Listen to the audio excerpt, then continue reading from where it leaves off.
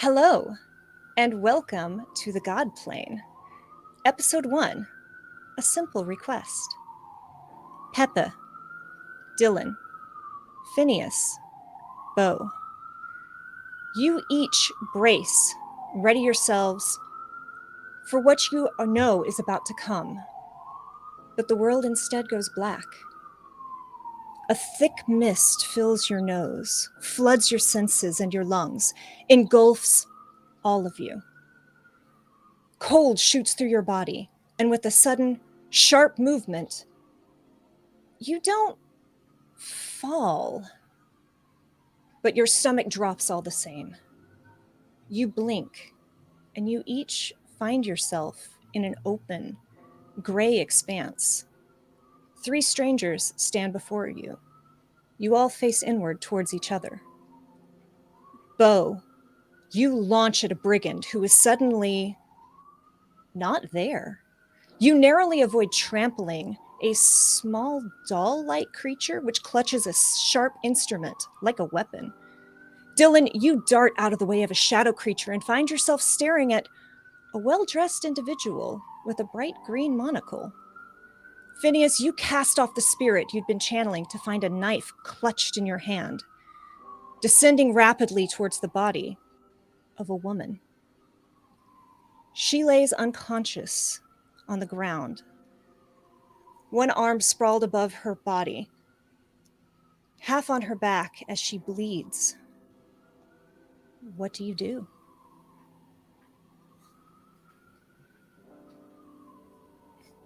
Their first reaction is to immediately drop the knife. This is, I don't know where we are. I don't know what this is about. I did not do that. That is not me. I did not do that. The rest of you hear words, but you don't understand what this well-dressed individual is saying. Though Pepa, it almost makes sense. It's almost a language you understand. It's rather like a Spanish speaker hearing Portuguese spoken.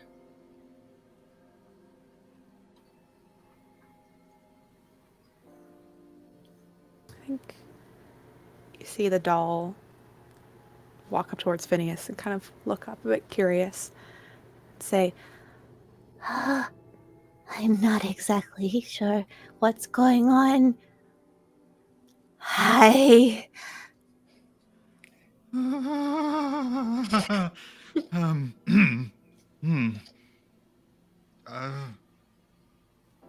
And again, none of you quite understand what this strange doll is saying.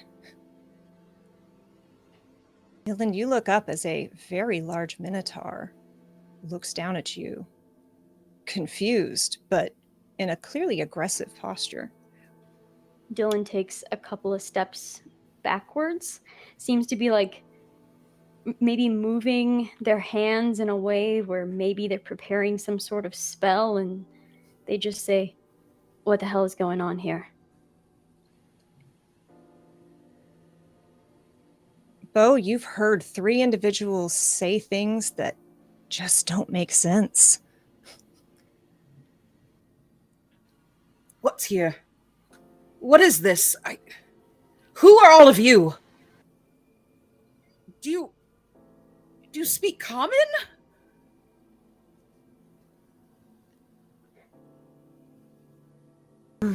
Maybe.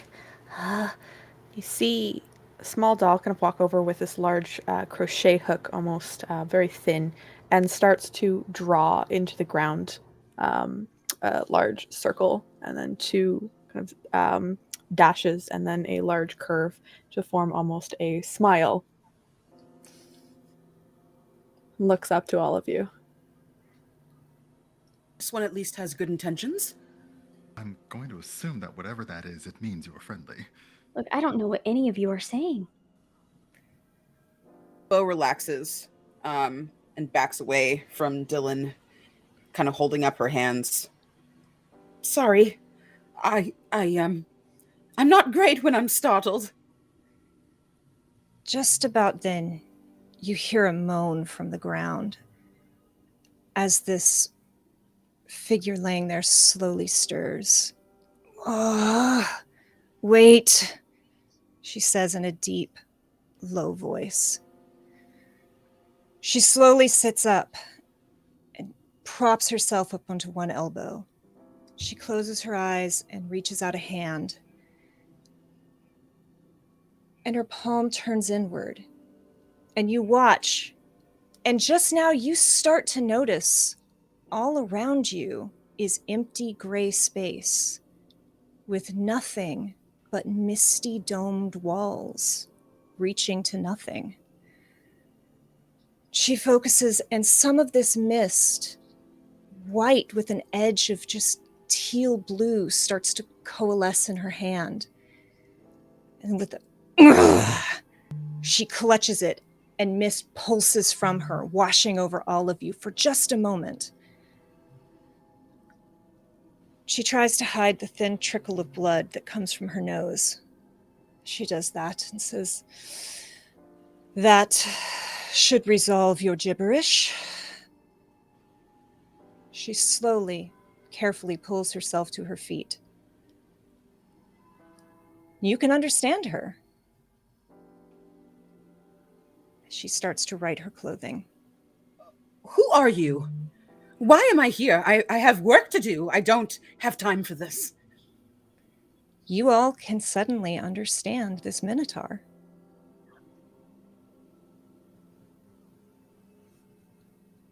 You see the doll go put a hand towards their back and pull a large string. You see a heart that's on the edge of it. And as they let it go, they say, Oh, okay. So, wait, can you understand me then? Wow. That's a loaded question, I think. Oh, hi. Hello. Where are we? The woman I don't know. speaks to answer. You see her now. She is tall, well over 6 feet. Her dark skin is covered in misty white tattoos that seem to circle every inch of her body, and they almost flicker magically. They cover almost every inch save her face. They even vanish up into the protective braid that she has in a mohawk across her head. You have questions. That is fair. They will all be answered in time. I am Vassal, voice and champion of the dreaming god. Each of you were chosen, summoned here to the Godplane, the space between dreams and worlds, because the dreaming god needs your help. Because I need your help. Much as it pains me, I must make a request of the 4 of you. I barely know you, and you have a request. Well, if we are here and seems the god of dreaming needs us, it means that our fates are intertwined here. What is it that you need? Simple, really. And a slow, sardonic smile creeps across her face. I need you to help me slay a god. And welcome, that? everyone, to the Godplane, an original 5e horror campaign. I'm your humble dungeon master, Kay Purcell. And before we proceed, I would like to give you all a little bit of a warning about the content of this adventure. This is a horror campaign. You are going to encounter some, well, it might be fun to some people, elements, which viewers might find disturbing. I have worked with our incredible cast, and I know their lines, veils, and boundaries. Trust me, we've spent a lot of time doing this. It's an extensive document, as I'm sure they will confirm. I don't know your boundaries, so I'm asking you, the audience, please take care of yourself, and if you need to nope out of a scene, please do so. With that, let's meet our incredible cast. Please tell us, everyone, introduce yourself, tell us your pronouns, and where we can find you. Starting with Candace the Magnificent. Hi. I am Candace, also known as @thatCandaceGirl on Twitter or @Candace the Magnificent everywhere else. My pronouns are they, she. I am playing Bo Astrius. And yeah, I'm super excited to be here and terrified. Next up on our screen, Piper. Hi everyone, I'm Piper. You can find me on Twitter @MaddieMatihi and also on Twitch @Matihi. My pronouns are they, he. Brian. Hi, I am Brian. You can find me everywhere online at Urban Bohemian, except for TikTok. I don't want to talk about it. And my pronouns are he, they. And finally, last but certainly not least, Kerri. I am Kerri. You can find me @Kerri Smith 2012 on both YouTube and Twitter. She, her pronouns, and today I'm playing Dillon with they, she pronouns. So we'd like to give a special thanks to our sponsor, Idle Champions of the Forgotten Realm. Now, most games you'll be able to use exclamation point code to get a code to unlock an Electum chest.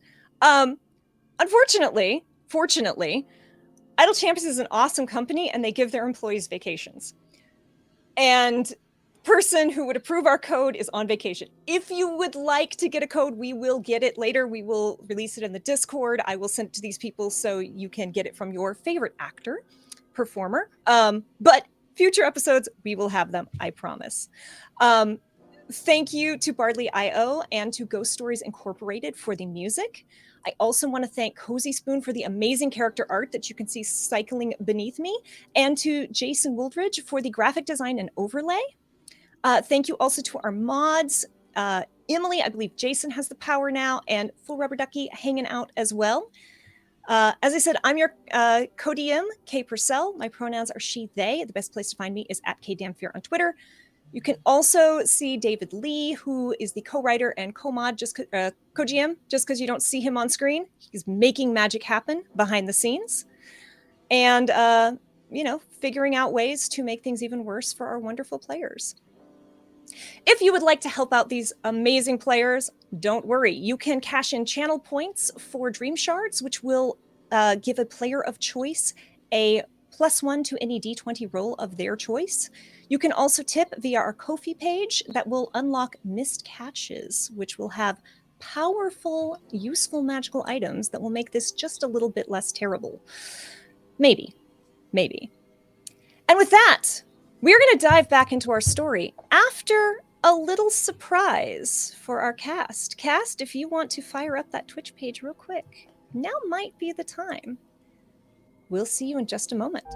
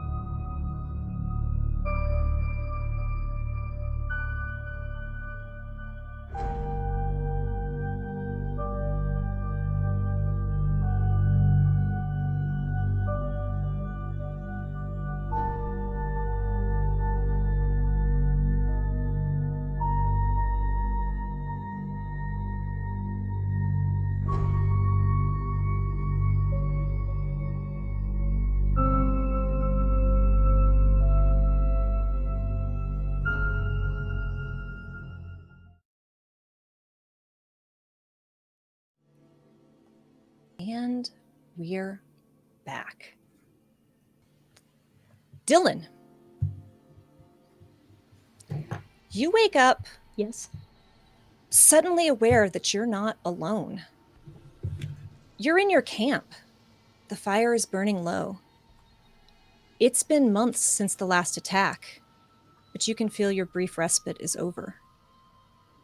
You sense the spirit more than you see or hear it. Tell us, what does Dillon look like? And what do they do with the few seconds they have before the attack that they know is coming? Dillon kind of shoots up into a sitting position. She has crimson skin, almost blood red skin. Short horns that come from her forehead. She has very dark eyes. It's kind of hard to tell without the sun hitting them really what color they are. As her lips part slightly, you see fangs, and she's wearing kind of almost like Victorian style clothing. And as they sit up, they immediately bring their hands up and begin like twisting shadow between their fingers.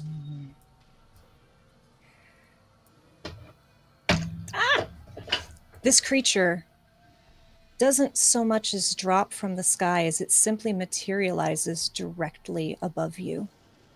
A being made of pure shadow with nails and teeth that seem to trail a faint blue-white light. It lashes out for your throat as you pull your spell together. Make a dexterity save. Ooh.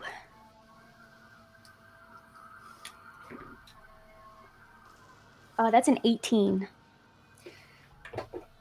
You easily duck out of the way as this slash comes for your throat. This creature snarls as it misses, and spins around, overzealous, it throws itself into another attack, rushes for you just too far, and lingers ever so slightly off balance with its back exposed. What do you do?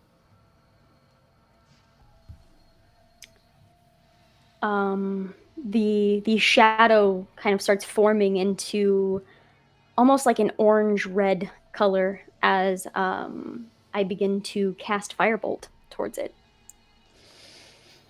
Your spell starts to take form in your hands. And just as you start to release it, mist surrounds you and fills your throat. And you feel, not that you fall, but your stomach drops anyway.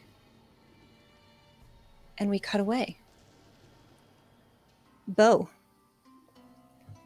The evening is quiet and still.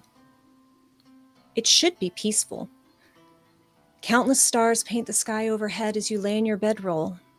The fire near you is burning low as you stare up at the heavens. It would be a lovely night, except the news reached you today. Another of your temples fell. It stood for exactly 1 year and 1 day. Tell us, what does Bo look like, and what is she thinking? Right before she hears the telltale snap of a foot landing on a twig. You see this large minotaur, about 6 feet tall, broad shoulders, dressed in like an off-white blouse that has like flowy sleeves and like an underbust kind of corset situation that kind of protects her as she's like carrying large rocks and stones and things like that so she can build things. She has her tools kind of spread out next to her, just like for comfort, trying to plan, and some schematics trying to plan for her next build. She has more minotaur features with like a swath of white and light brown freckles all over her cheeks, big eyes, her horns, stand proudly on her head, and she has like long, curly, kind of kinkyish hair. Her large eyes kind of dart around as she hears the snap of the twig, And she just kind of stares in that direction and goes to pick up her hammer. You're an old hand with that hammer, and you become aware of the situation almost instantly. Just with your corner of your vision, you can see figures, at least 3 of them, are creeping towards your small camp. Brigands, most likely. What do you do? I hold up one hand, and I have my axe in my other, just at the ready. Hello? I'm alone, but I must warn you, I really don't want to hurt anyone. Please, if we can just talk, I would love to talk. Just don't come any closer. Reveal yourselves, please. And I brandish my weapon in my hand like a little higher when I kind of fail to see any shapes move. You see one move just off to your left, and right as your head turns, you hear a whistling at your back. Make a dexterity saving throw.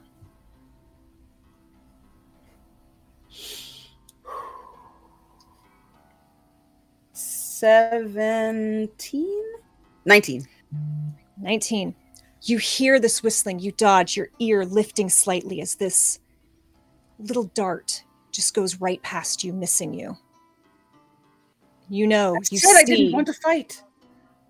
Moving quick as the night, 3 roguish brigands move in towards you.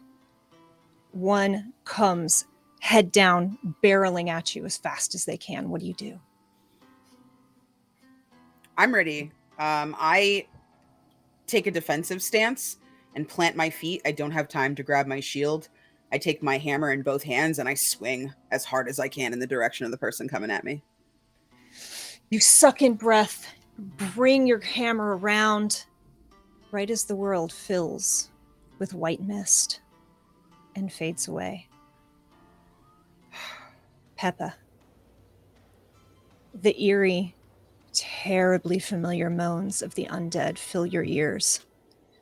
You haven't encountered a horde this size since your transformation. And yet here they are. A swarm of at least 10 zombies crawl their way out of the earth, surrounding you in a flash. There's so many. Too many.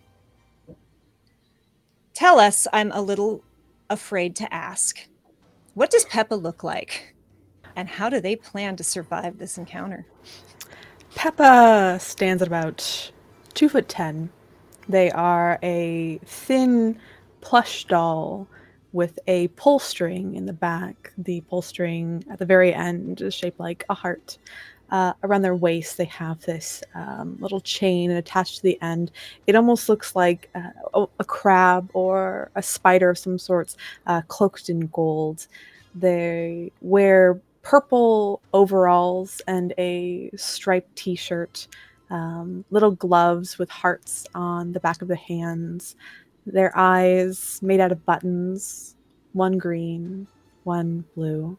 Their hair, also blue, braids kind of done up almost in a large loop. And they have in their hands currently what looks like a crochet hook made out of a desiccated spider's leg. You can see it's kind of snapped off at the end and into a point. And Pepa looks around, seeing that they are surrounded by undead, and the anxiety fills them, just washes over them, not being with their companions and their battalion. They are, as they have been for quite a while, alone. And knowing that they have almost this kind of height advantage as the undead come up to try and tackle, to claw into this small Geppetton. You see Pepa duck and dive, trying to tumble and weave through their bone legs and the flesh that's slowly rotting off, just rolling and tumbling, trying to get away. You scramble and flip and duck and make your way frantically between the legs of these undead. Make me a dexterity saving throw as one of them falls, but as it does, swipes, taking a chunk out of the leg of another zombie as it comes at you with these gnarly claws. Unfortunately, it is a 12. 12. 12 was exactly what you needed. One of your braids, like you lose just a tiny bit of hair as this claw comes at you, but you're able to twist and roll. One of them, you come up and you spin, and you realize there's one standing right behind you. It looms over you, its jaw hanging half unhinged, unattached, as it raises one hand. And suddenly, you're somewhere else, far away. Phineas, you're cold. Everything aches with chill. Your limbs are numb. They burn with a distant, icy fire. You find yourself, your true self, in that in-between space that you know all too well. That place which is at once not the real world, and yet more real than anything else. You force your mind's eye to focus, and you peer through the glassy green haze that is this place and back into the real world. The spirit you've channeled has a hold of your body, and you observe, unable to stop yourself, as your hand clutches a knife. As Phineas lunges at an old, well-dressed woman, the tiny dog she clutches to her chest yaps wildly at you. What does Phineas see as he looks at himself? Phineas sees, as all people who look upon Phineas see, and a rather distinguished-looking human wearing fanciful clothes. Not quite nobility, but in the court. And never without a monocle, hair done up perfectly, the most ruffly shirts, puffy you can imagine, and always with a demeanor of calm, compassion, and concern, normally. Normally. The spirit tries to push your body forward. Make a charisma saving throw.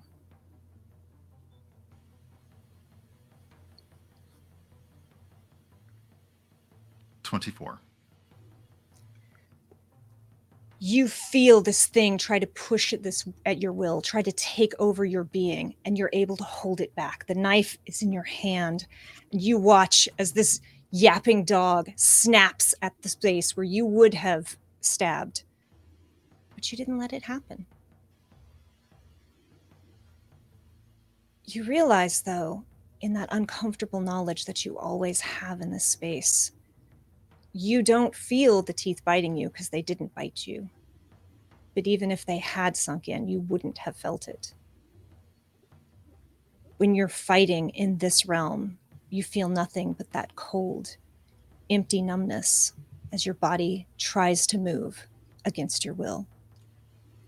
Make me one more saving throw. Charisma? Charisma. Yes, sorry.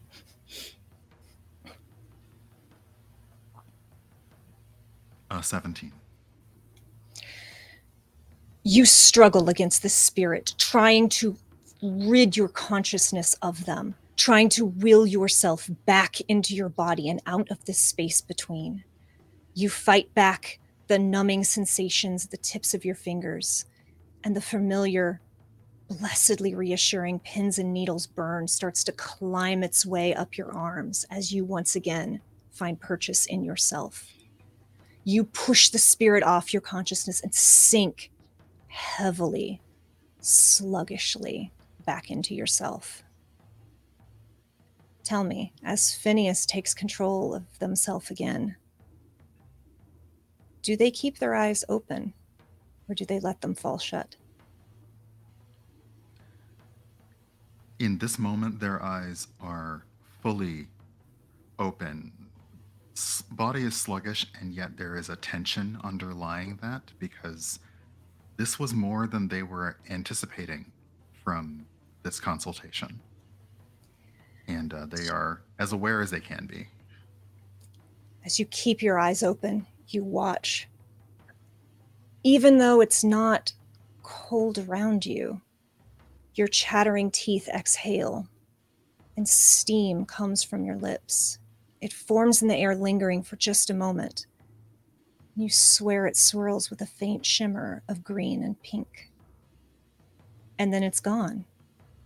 And you are back. Back in your body. The ability to feel washes over your senses. Your muscles are taut and flushed with heat. Your hand is gripped tightly around a dagger, which dangles above the body of an unconscious woman. Not the woman you saw yourself swinging at before. Through clenched teeth, you taste blood from your own gums and cheeks, and you're left with nothing but a hollow sense of hunger, hate, and resentment. Suddenly, you all find yourselves back in the present. A few minutes have passed, enough for you all to have orientated yourself in this new space and pieced together what happened before you were summoned here to the Godplane. You look around, taking this location in. The ground beneath you is gray and featureless, neither shiny nor smooth nor heavily textured. It's solid, but faintly springy. Thick walls of mist swirl, restless and ever-shifting in the distance, forming an ever-moving dome about 60 feet above you. Everything is gray, blank, and featureless, and the air is neither fresh nor stale. Vassal has recovered rather quickly from her ordeal. And she's once again on her feet, now stands with her eyes closed in deep meditation. She has the powerful build of a swimmer or a runner, compact but powerful muscles, though still quite impressive. The sides of her head are shaved, with one strip of hair woven into a protective braid which falls just past her shoulders. She wears a silver trinket in the shape of a butterfly made out of mist pinned to her waistband. A loose, cropped, sleeveless shirt reveals more tattoos across her arms, side, and torso. Her bleeding is stopped. It did not come, thankfully, from Phineas's blade. It originated from what seemed to be 4 fresh tattoos. Pepa, you feel yourself drawn to a spider web, mist dripping from its edges and a crochet hook rising proudly before it. Phineas, you see a skull, faceless and haunted, half hidden behind curls of smoke or steam. Dillon, your eyes lock on a book, a snarling face upon its cover, and curls of smoke, or is it shadow, spilling from its jaws. Bo, you see a single horn, quite like the horns growing from your head, crossed with a mason's hammer. The hammer shaft is broken, and mist leaks from the jagged break. All 4 symbols are linked by swirling, magically shimmering lines of white-gray mist. At last, Vassal opens her eyes, which are misty gray and clear, and contain more than a hint of dislike as her gaze passes over each of you. You have questions.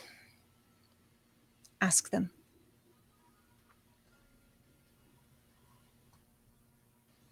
Why and where seem to be the most pertinent. This place is not meant for dreamers to know of. Everything that you know, it's not untrue. but it's only true in a dream.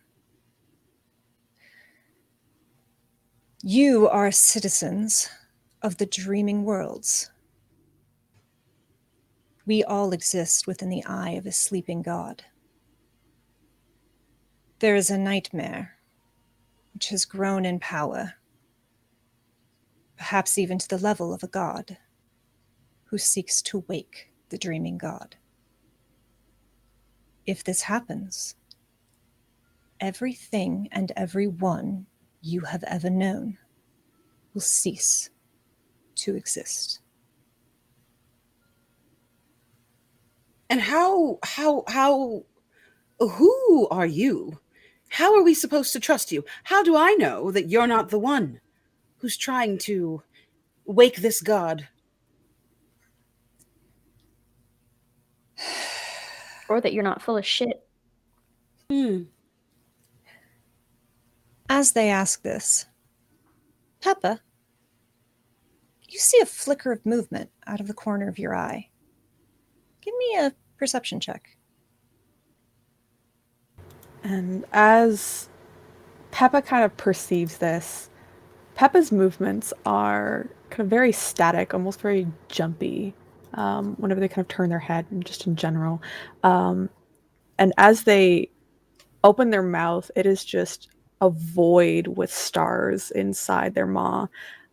And they point a hand, a stuffed, fluffed hand, towards where they see, with a 22, Say, there is something over there. Pepa, you see a small shape that moves within the mist, smaller than you even. And for just a moment, you swear that two purple eyes meet your gaze. But when you look again, and when anyone else looks, there's nothing there.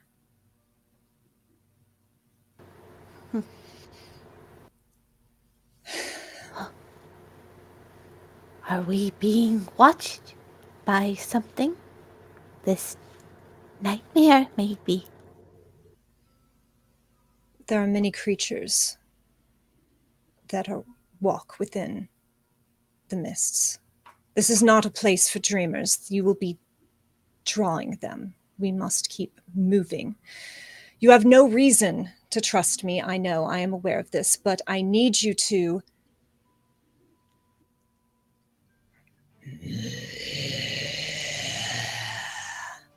the mists above you suddenly start to roil and churn as a horrid, disgusting, gnashing sound disrupts the quiet of the Godplane. A shadow grows above you in the ceiling of the mist, a sphere that develops into a great orb, slowly descending. As it emerges, you can clearly discern its cleavating spheroid form. A bulging eye is nestled at the center of the floating sphere, perched above a toothy maw.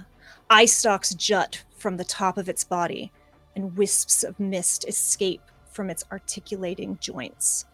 Its body is armored in haphazard, chitinous plates that audibly scrape against one another. Just as you catch sight of this looming, foul creature a few feet above the misty floor, it turns swiftly, spotting you. Its main eye alights upon Vassal. You watch as one eye stalk turns towards her.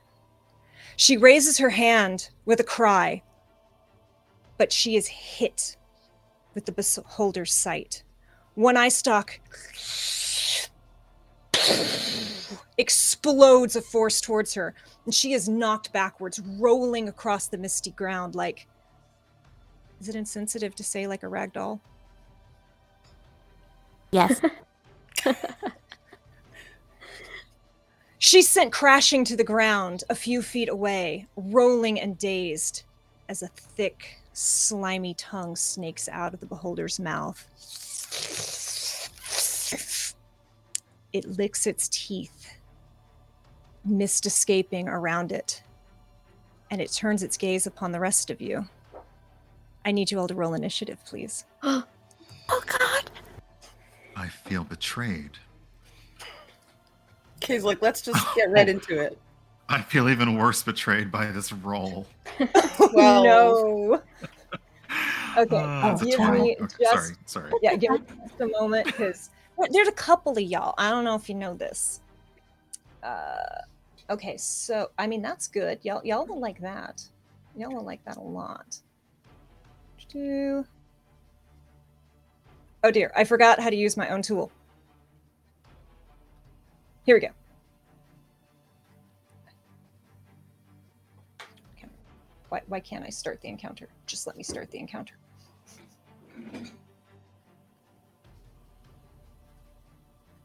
I'm sorry, y'all. Ah! Very Okay, normal well, things. we doing this the old-fashioned way. Is that paper? Is that a writing implement? What is that? No, it's so strange. How do we pen even seal. do things. What is this? Okay. Magic. Give me, please, 20 to 25. Phineas 20. Phineas 20. 15 to 19. Ooh, 10 Uh-oh. to 14. 12. 12, okay.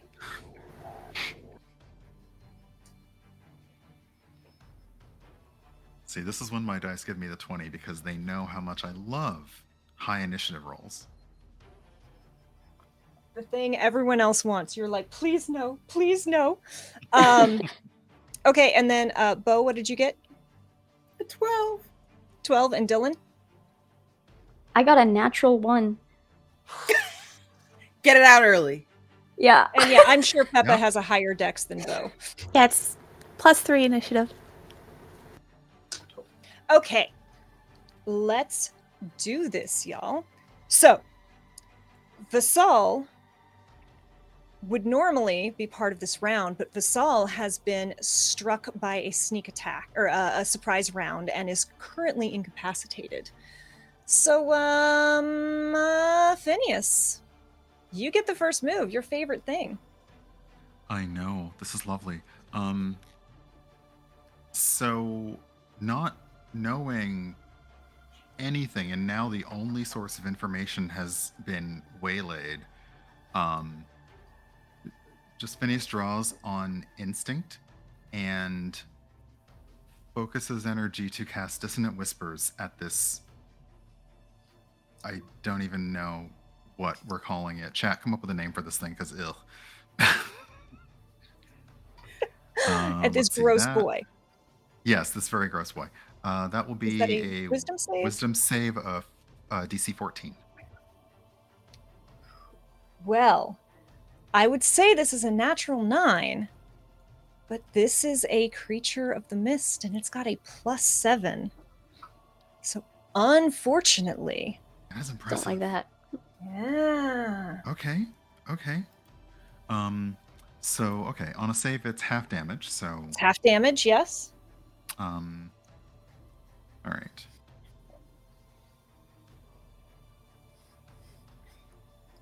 D&D Beyond, do the math for me. I can't do math.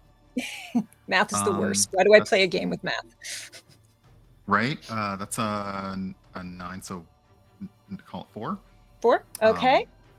4 points of psychic damage.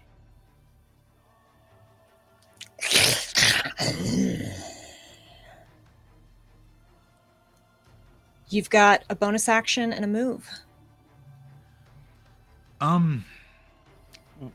What is it? It's above all of us, really, at this point.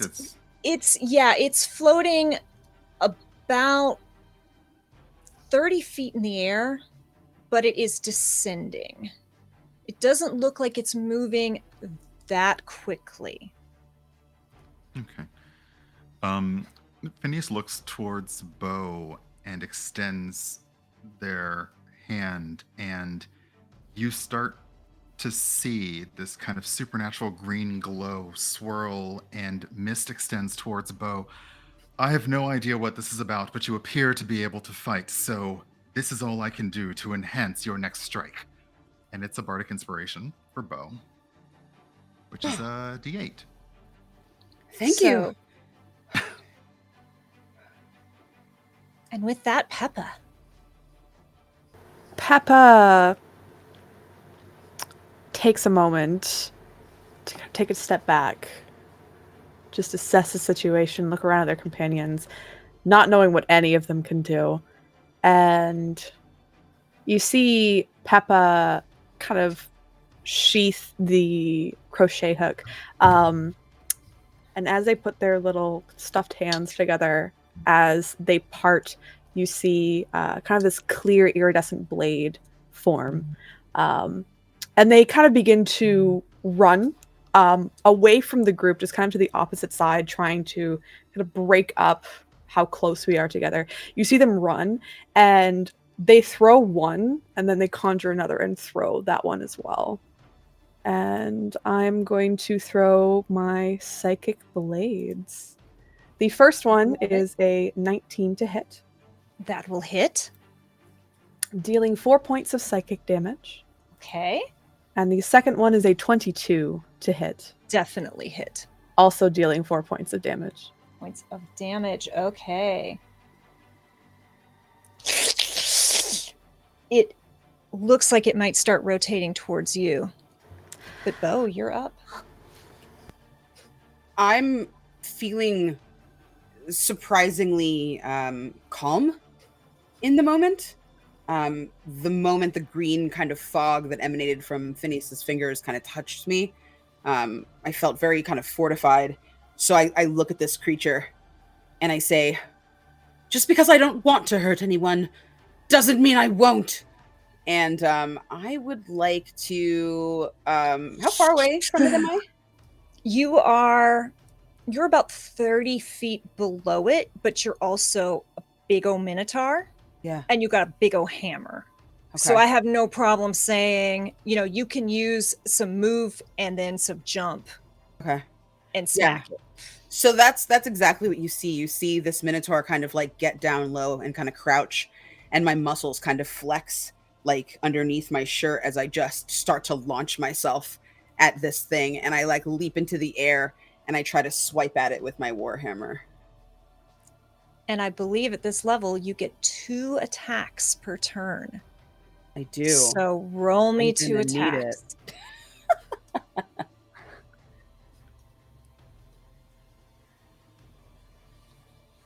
Okay. So the first one I don't think is going to hit. That was only an 8.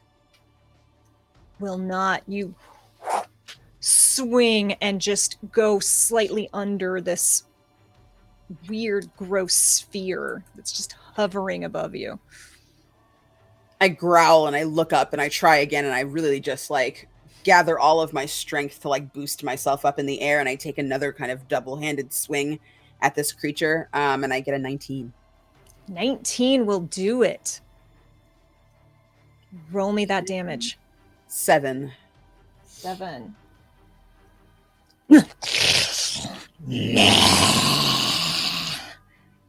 And the beholder fixes one of its eye stalks on you. And I have to roll to see what's going to happen to you, friend.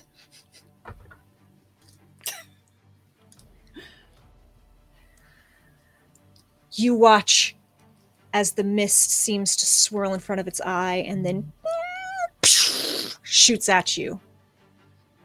Give me a Constitution saving throw.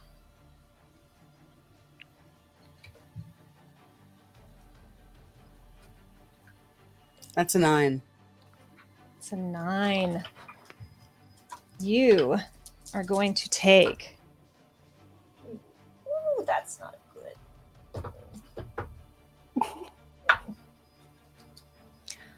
20 points of narcotic damage as this mist turns inky black and just seems to shoot through you and then spider webs out across your chest. It then turns its eye to the other one that hit it. Pepa.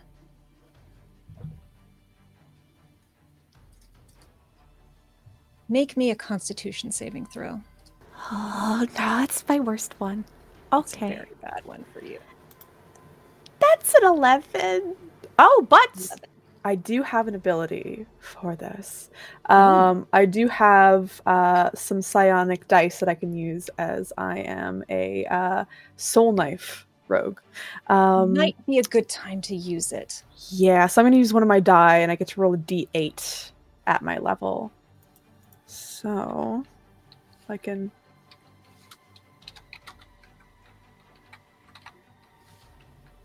Sorry, it's hard to see. +2, that's only a 13, unfortunately for me. Well, 13 is exactly what you needed to take half damage on The this. fates are in my favor today. So it would have been 11 points of damage, but you take 5 narcotic damage. Necrotic damage. Let's see. I'm gonna take that. So you said, sorry, 5 points? Yes. Okay. They get rocketed back a little bit. And you see some of their stuffing kind of pop out from beneath their skin. And then Dillon.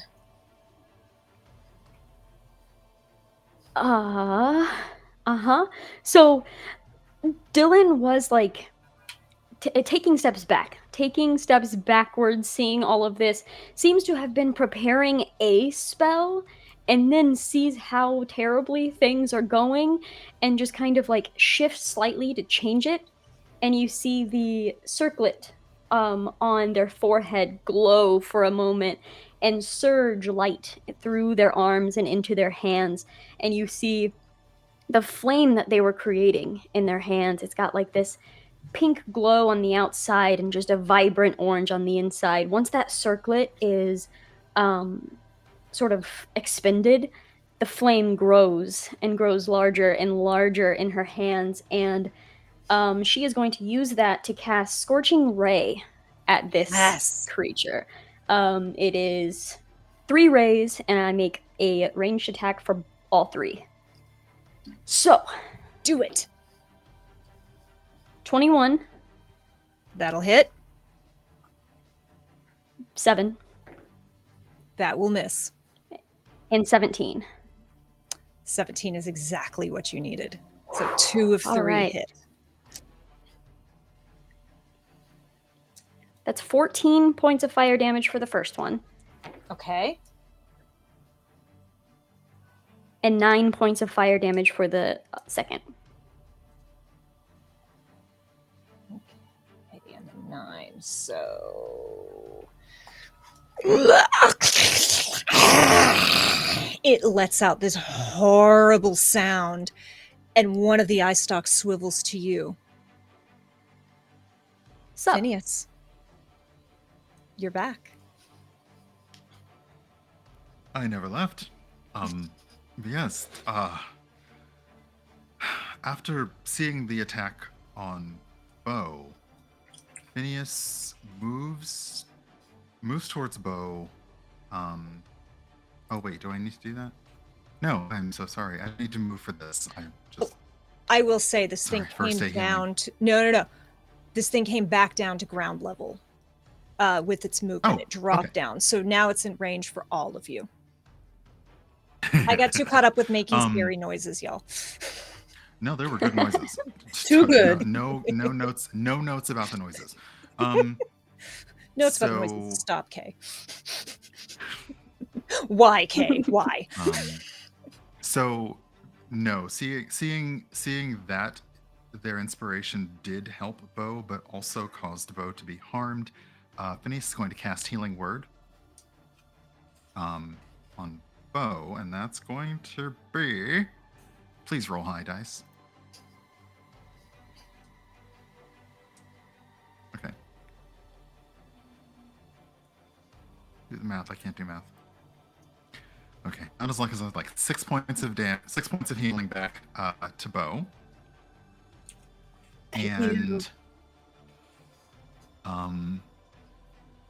if it's descending, then Phineas is going to Amscray, if you will, a little further out of range. And yes, you just see for a moment like their body almost kind of blips and a green outline, and they are just 30 feet back. I know you described the surroundings, but yes, 30 feet. You've got plenty of room safely to away go. from the Yeah. descending maw.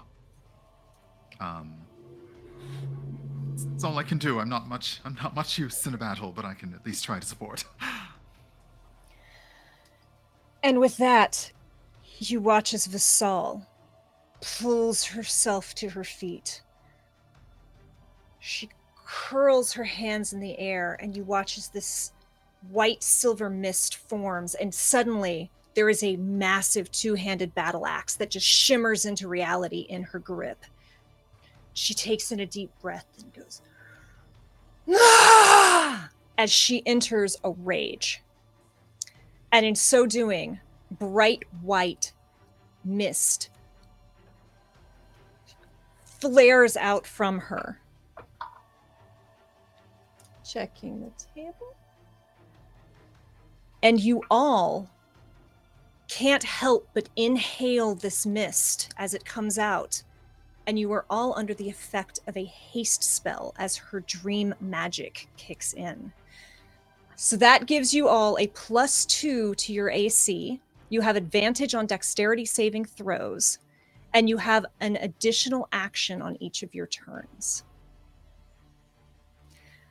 Vassal will then charge up to this creature and make 2 attacks with her great axe. Those will both hit. Sorry, y'all. NPCs are fun. Oh, and she gets to do another attack because she's also under the haste spell. So that's fun. Even with that, that'll miss. Okay, so she cleaves into this beholder once, twice, and you see her focus on one of the eye stalks and swing for it, and the eye stalk just like out of the way. And she misses and it's like, and just screams rage at this thing. But does a healthy 18 points of damage. And Pepa, it's back to you. As Pepa's kind of running, you see her little feet kind of going, and she skids to a halt. She's kind of run away from the group, and you see her begin to charge back. She grabs that string that's behind her, and as she pulls, you hear, "I love you," come out from her mouth. And she throws it to try and basically loop around one of these eye stalks to essentially ricochet her very quickly towards the creature. And also, you have been gifted a dream shard by chat, so you can add a +1 to any D20 roll. I love that. Also, Do I have thank to you for roll the hype for dream this? chat? Thank you. Do I have to roll for this trying to hook on to this creature? So are you trying to hook on to make damage or just to close a space? What's your intention? This is mainly to theatrically close a space. Do it. It happens. You You're see a that rogue. heart kind of that loop wrap around one of its eye stalks, and you see Pepa just shoot towards this thing as they conjure 2 more of these shards. And a keen eye would see on these very thin shards, it almost looks like a slight moving picture on them as they throw 2 more towards the creature. And one of these gets sneak attack, which is 3d6. Rogue life. So, first blade, 26 to hit. 26 to hit. Will definitely hit. Perfect. Dealing a total, so it's 8 psychic damage, and I think an additional 13. So altogether, that's, I can't do math, 21 damage. on one hit. Their second blade, as I'm using my bonus action to essentially dash to clear this space, that's a 16 Yes. to hit. Do you want to use that dream shard? Yes, I do indeed. I'm guessing that's 17. 17 will hit. Perfect. And that blade will deal. That deals 4 points of damage. Okay. Psychic. This thing, you watch it rocket to the side and kind of skid into this weird ground. And then it just slowly turns its entire bulbous body towards you. Is that your turn? Indeed, as Pepa looks over and says, If someone could distract it, that would be lovely. Bo, we're back to you. Bo is just taking in this horror before her, and kind of hasn't taken her eyes off of this creature, and rushes forward again to try and kind of take another swipe at it. Oh, I'm sorry, Yes. Piper, you're under haste. Did you want Oh, to you do get one another more. attack? That's right. That's actually, so the 2 attacks that I did, one of them was my standard, one of them was the haste, and then the bonus action to dash. Perfect. Okay, thank you. Sorry, continue, Candace. Mm-hmm. I so rudely interrupted you. Of course, no. Okay, so I want y'all to get all your hits so that you can't say I'm not fair when I do mean things later. I feel like I didn't really like move away. I'm still kind of like in its area. Yeah, you're So I all just- up in its eyeball. Awesome. So like I leap up again with my warhammer and try to take another hit. And you get 3 attacks because you get the 2 and then you get your haste. Okay, so that's a 17 for the first. That'll hit.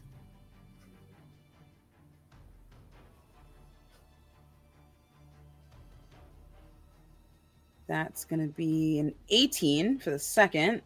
That'll hit.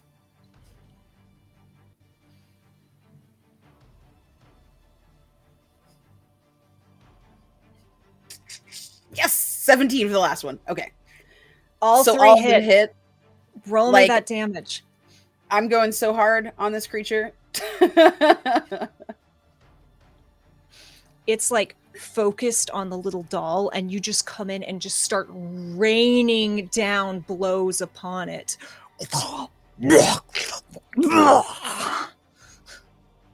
What's that damage? 10 for the first. Okay. That's going to be a 12 for the second.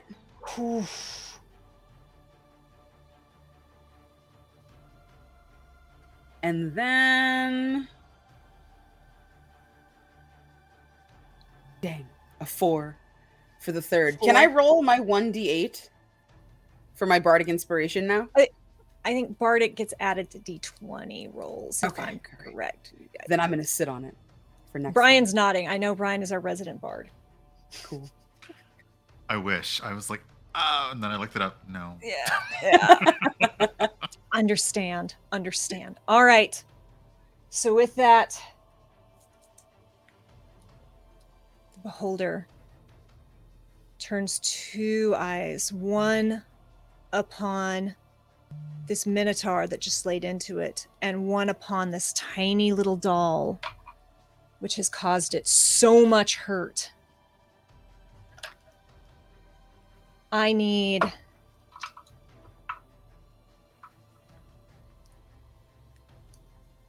Pepa, I need you to make me a dexterity saving throw, which you have advantage on thanks to haste.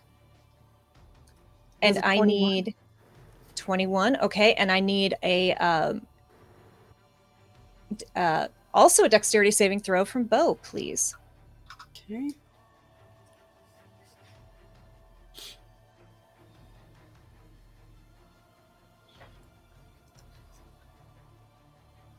I think I'm gonna use. I think I'm gonna use my D8. Do it. Do it. You did. Did You you have also roll advantage with on advantage? this too. Yeah. Yeah. Did you roll with advantage? Did you roll twice No. to take the higher? Roll twice, take A the higher because 4. the haste spell. A Oh, 4? for my other one. Sorry. Oh, So wow, I get magical an speed. additional 4. My other saving throw. My dex is fine. This one is a 15. 15. So- Okay. With my additional 4. Okay, so that more than passes. Does that take half? I don't know what size. What is your size? Are you're not large, are you? I don't think think- so. I think you're large. Okay, then will it give tell me. me? So, Pepa, you watch as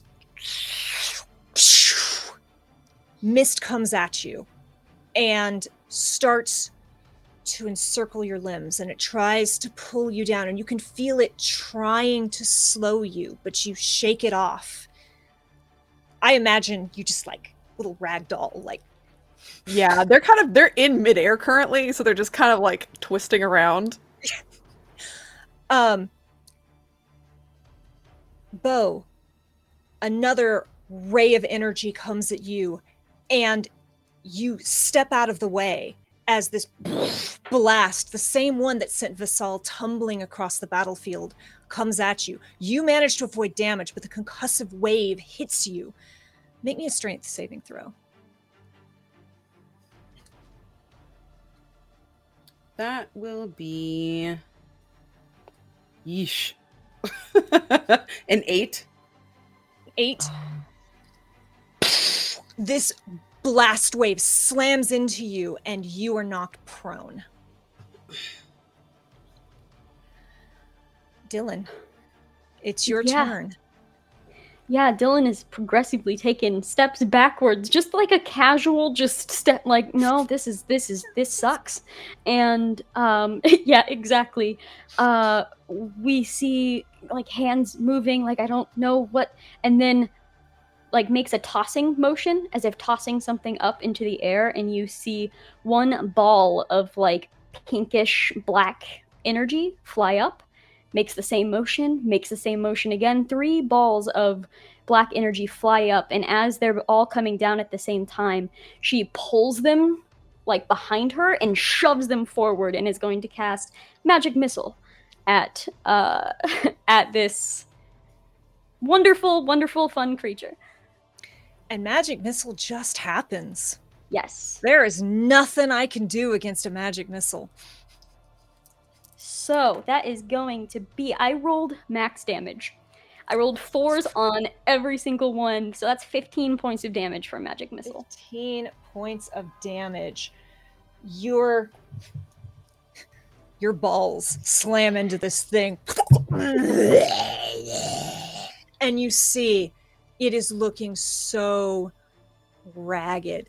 Its tongue is like rolling out of its mouth, and you're watching more and more mist escape from within it. It's kind of even teetering as it's hovering above the ground. Phineas. Question. With my, since I'm hasted, do I get to Oh. cast another spell? I've never played a spellcaster hasted before. So you can cast another spell so long as it's a cantrip. Wonderful. I would love to cast Firebolt then in that case. As soon as When those 3 hit, When in doubt. as soon as those 3 hit, the other hand is already arcing back and pushing forward, and flame just erupts. Is that a save from me, or is that an attack for you? No, that is an attack roll, and that is Okay. a 21. 21 will hit him. And that is 9 points of fire damage. 9 points. It is still up, but it's like kind of sinking to the ground and like bumping itself back up. This is a creature on its last legs, and you see it like glares at you with hate. but there's kind of that wide, wild look in its one bulbous eye as it kind of looks as if it might try to bolt. Phineas, what you gonna do? Oh, we have taken your measure, and I know what you fear. You fear us.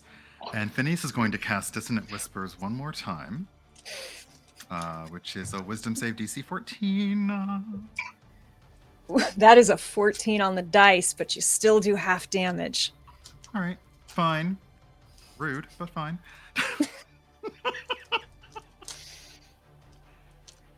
I did that'll pick be the a rude 6 dice too points. because the 20 says F you, What does the one say? Unnecessary. F me. There you go. That's gonna that's gonna be 6 points of psychic damage. Phineas, what does it look like when you dispel this monster from the mortal coil?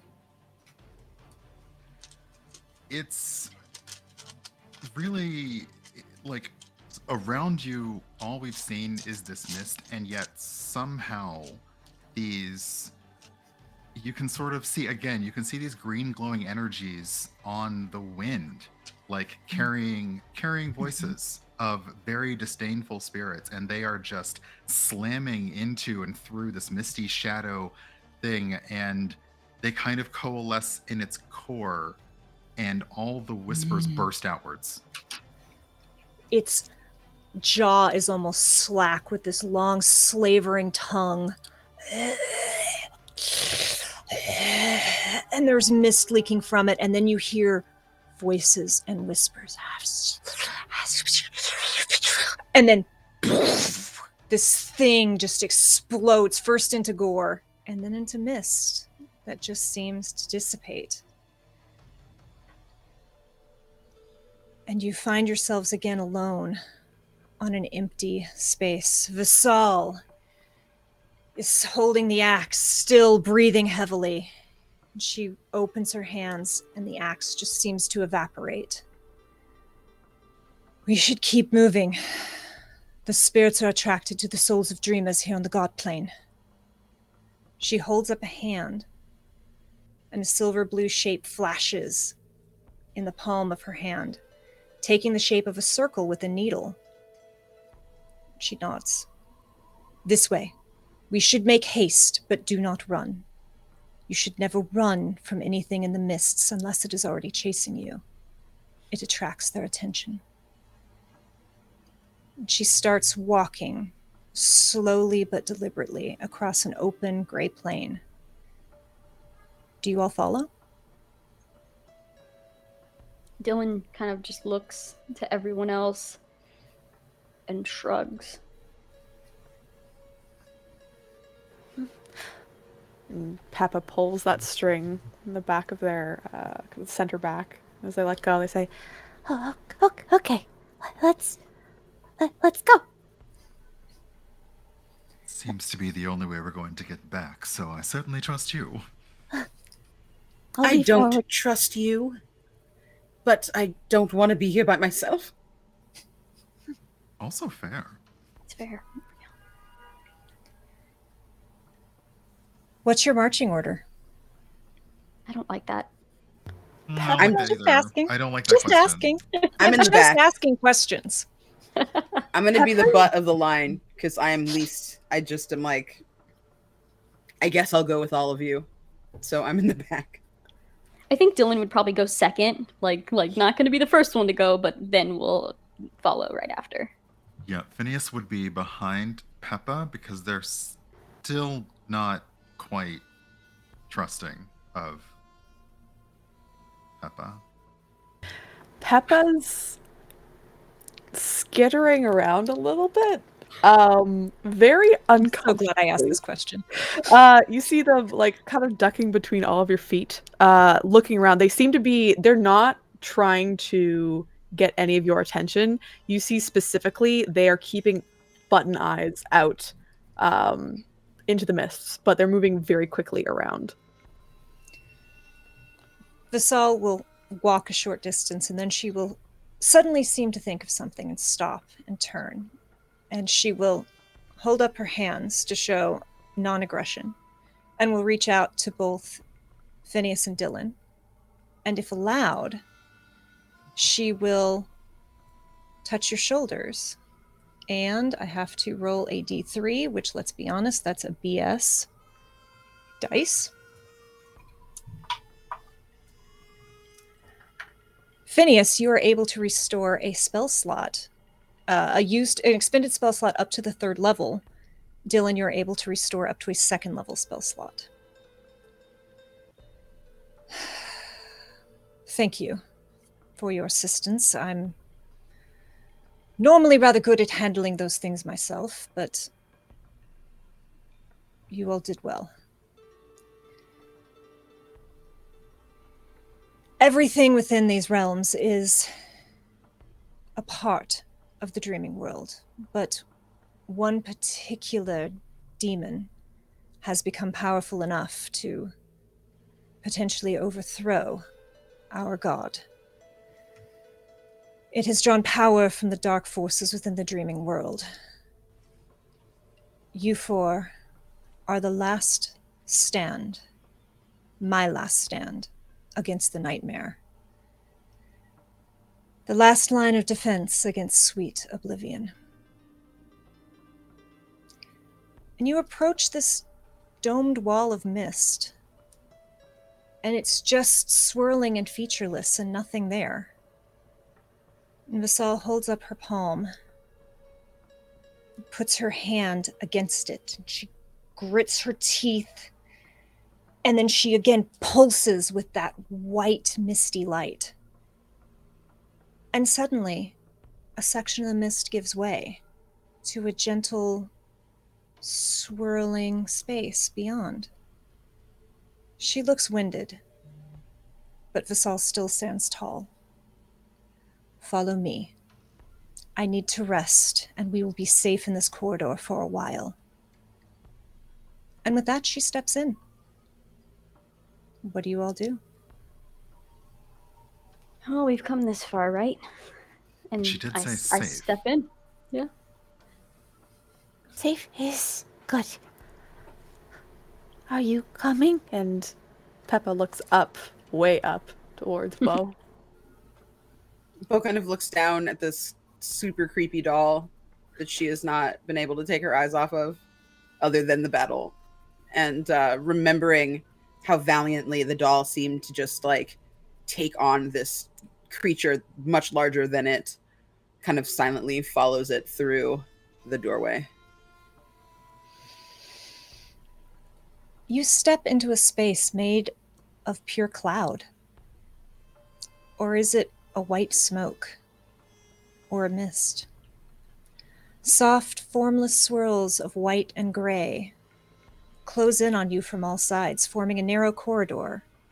Even the ground beneath you seems to be made of gray-white vapor, which is somehow solid beneath your feet. Or hooves. Does Bo have hooves or feet? Hooves. Hooves. I'm into it. The space itself is about 10 feet across, though the edges seem to shrink and grow with an ever-moving, pulsating, almost as if the mist itself is alive.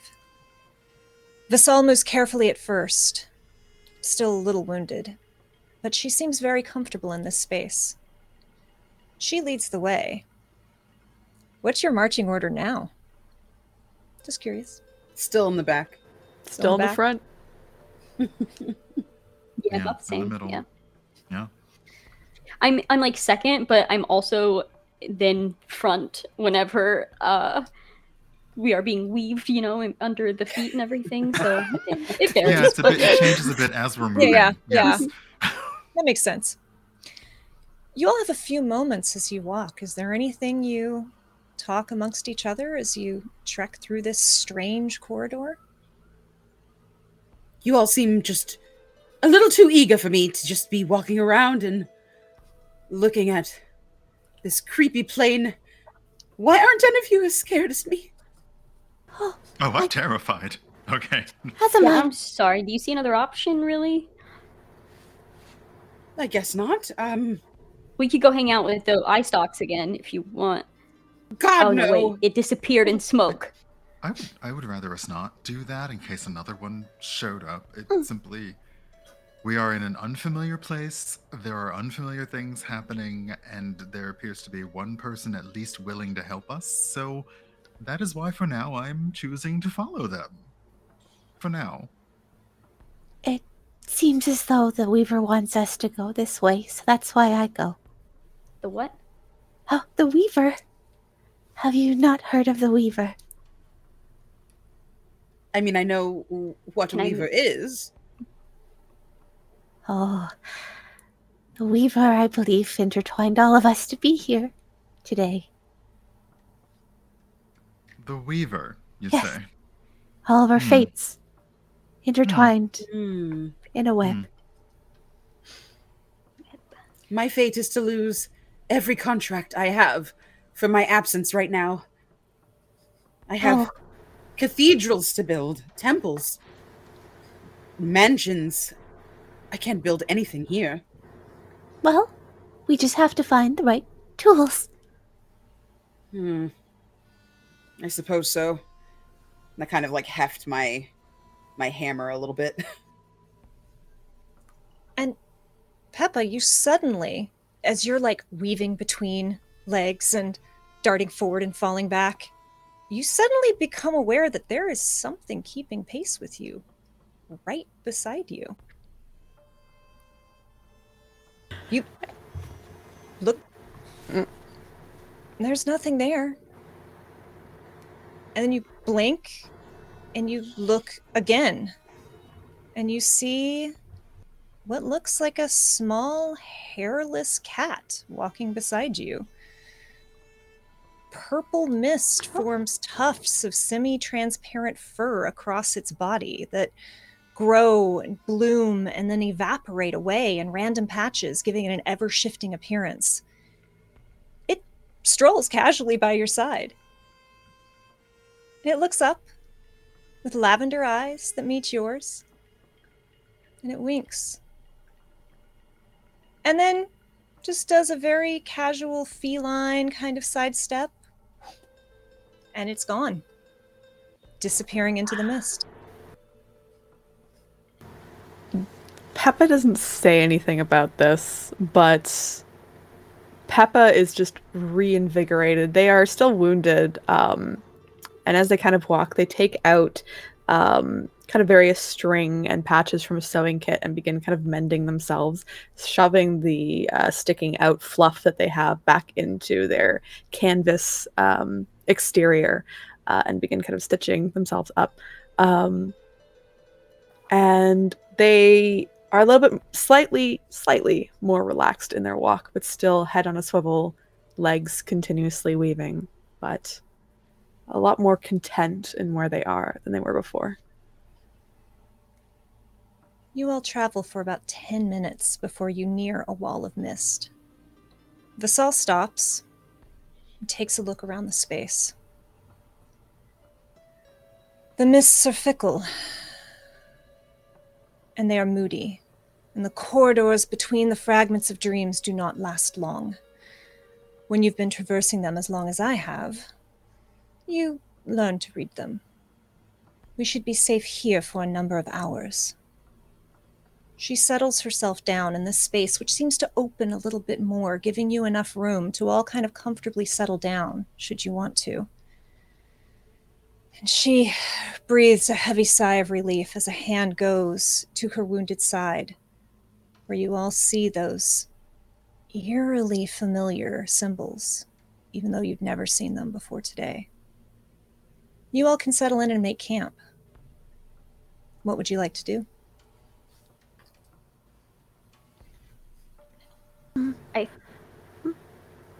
Looks Go up to Dillon. Yes?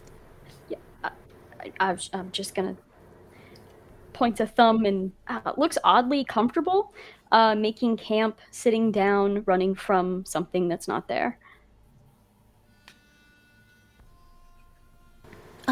What? I'm not. I might light on fire if I attempt to start one. I'm not cold, but you all have skin, so I assume that you are. Yes, we all have skin. Um, I'm going to make camp a little closer to the fire, I think. Oh, and Bo kind of like eyes Pepa a little bit, like, and starts to kind of inspect this large kind of plate um, of metal that they kind of had in their stuff, that they use for like reinforcing, like a reinforcement kind of metal sheet. It now like looks like a shield in this place, and her builder's hammer is like this massive war hammer, and she's kind of just like studying her stuff and sits down on her bedroll and tries to kind of like hug her knees up to her chest, as big as she is.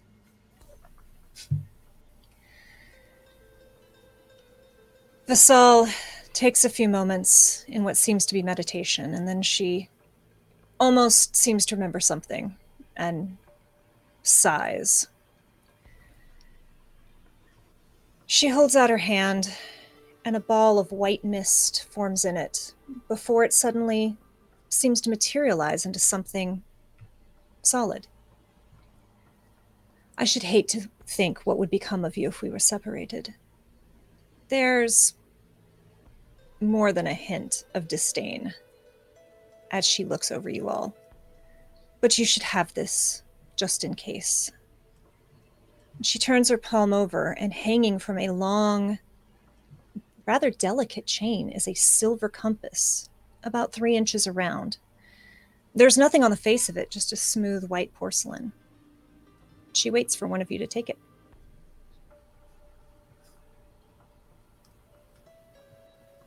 Phineas will, just intrigued by anything shiny and expensive looking, I know those feels. it takes it but is confused because it doesn't appear to be anything. Phineas, it feels warm in your hand, and wisps of mist coalesce above that blank porcelain face. It suddenly forms a faintly pulsing needle which points to the end of the corridor. Entering the mist. Sorry, finish. Certainly handy. Entering the mists without a tunnel is dangerous. They will consume your time and energy if you are lucky, your sanity if not. And that is if you're even fortunate enough to find your way safely back to a corridor. The spirits that call these mists home become even more powerful when immersed within them. The passages between the realms flex and change. There's no map to this place. This will reveal safe passages to our goal, or as safe as any passage can be within the Godplane. And you almost intrinsically start to understand as you look at this compass. This slow pulsing indicates that this corridor is going to be open and stable for a while. Long enough for a long rest. If it starts pulsing more quickly, you should probably take a short rest or simply move on. Vassal settles in and eyes you all with open hostility as she seems to be settling in for the night. Vassal. How are we here? I summoned you. It is my job as the voice of the Dreaming God to defend them. You are my last shot at perhaps saving this place, or at least ending this cycle. And if we fail? Then the nightmare wakes the god, and this dream shatters. With us in it? With everything you have ever known within it.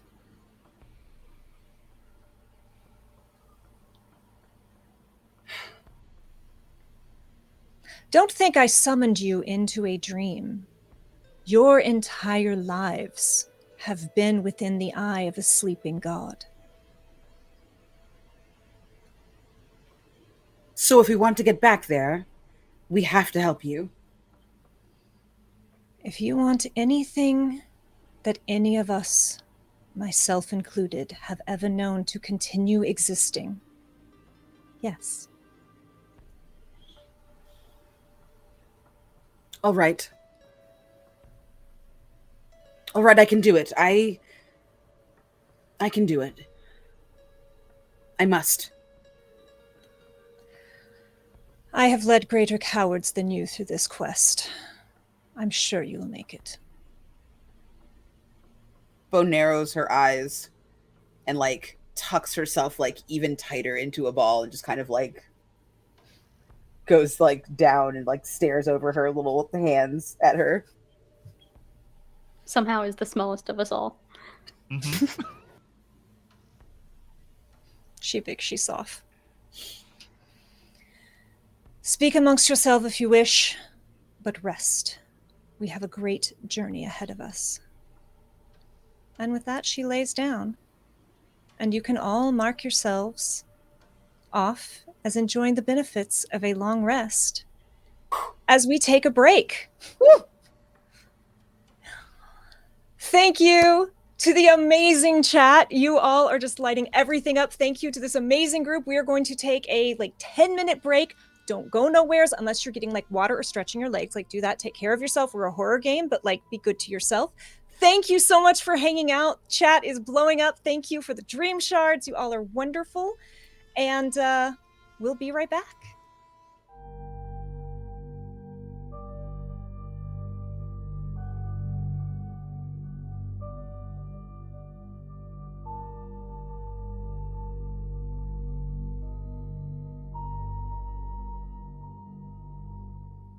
Hello, everyone. We are back.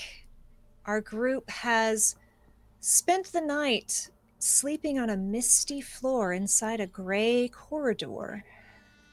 And as you all wake, Vasal is already up in a tree pose, meditating, it seems.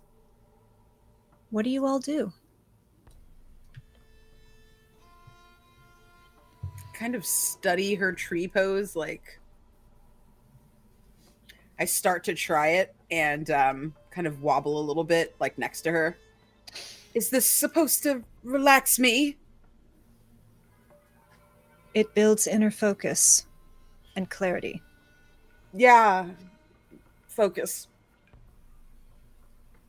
She Is gives you a working? hostile side eye before kind of reluctantly saying, if you are unstable, it does work muscles more than if you are stable. So it is technically a more difficult workout if you are unstable. Oh, that should be of a great boon to me with this world of monsters. Oh.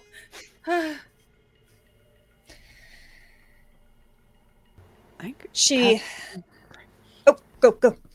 Oh, I think you see Pepa. Pepa just kind of sat there for the whole night, as Pepa did not sleep, as Pepa cannot sleep. Just button eyes staring at the group of you. And Pepa stands up from their seated position and kind of wanders over to Dillon, and looks up and says, I don't know if you saw at all those strange tattoos that they have on them. There's one that looks like a spider web with a hook, like crochet hook. Like this. and points to their crochet hook. Yeah, they seem to have one for each of us. Which is fine. Right?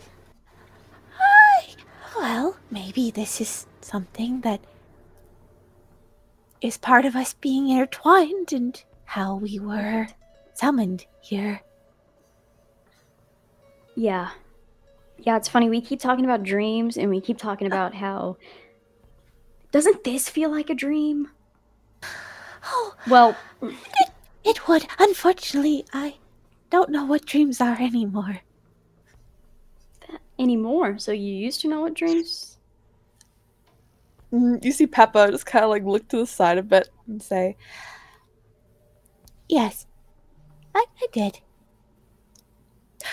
But, oh, I feel like I'm being so rude. I am sorry. What's your name? Oh, shit. Yeah. I'm Dillon. Oh, I'm Pepa. Pepa. Yeah. Nice to. No, I don't know the proper thing to say right now. Nice to be finally formally introduced. There we go. Yeah. I have so many questions, and I just like motion to the just to the entirety of you. Oh, I have questions too. About me and about you. Oh. You At the questions end about about yourself. you. Well, of course. I feel like if you don't question yourself, then you don't grow. But I have quite a few. Unfortunately, the Weaver has not answered me when I've asked. So maybe I can find out here.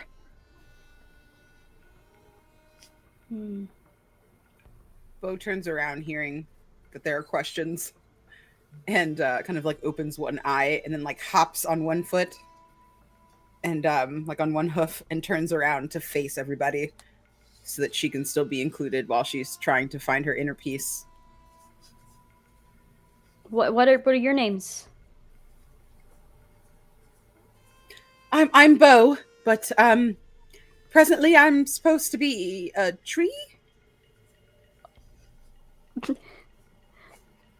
And quite a fine tree you are. A very fine tree. Good tree. Very climbable. I'm Phineas Wakefield. You may call me Phineas, person of science and notoriety, and I used to leave the letters behind my name, but honestly, it takes up so much space on the quill that I don't bother anymore. Phineas is fine. Phineas it is. Well, it is lovely to get introduced to all of you. As it seems we are here together. We have faced danger together, so that at least bonds us in at least one way. Yes. It is honestly very nice to be around people again. It has been a long time. Strangely, I find myself moved to trust you more. At least you, Phineas. I'm so thankful that you reached out and helped me. I can have a little trouble facing difficult situations. A little reassurance is all I provided. Everything that you used was already within you. I merely enhanced it. That's a nice thought. Speaking of enhancement, Phineas reaches out a hand to Bo, possibly still struggling with the tree pose, and casts guidance to just enhance if there might be a wobbly dex check, just a slight enhancement to find some inner. I don't know what tree is supposed to do, but you know. Yeah, give me Inner a wood. dexterity check and roll a 1d4 with that. Let's just see how Bo's doing. Yeah, let's just see how Bo's doing. Dexterity 9. Roll, is that with the 1d4? No. Let's see how much that guidance is going to help. 12. 12. You're starting to get there. Like, it's not, you're definitely still wobbly. It's not great, right? But you're like, no, I'm okay. I'm starting to find a balance. And then you like switch to the other leg and you're like, oh no, it's okay. So one leg is definitely better than the other. Okay. Yeah. Visal kind of hears the lull in your conversation and says, yes, all right. She rises, and it's very difficult to gesticulate with a Gilmore in my grasp. However, the third Codium demands his pets. And she holds out her hands, and mist forms within. There we go. Her palms again.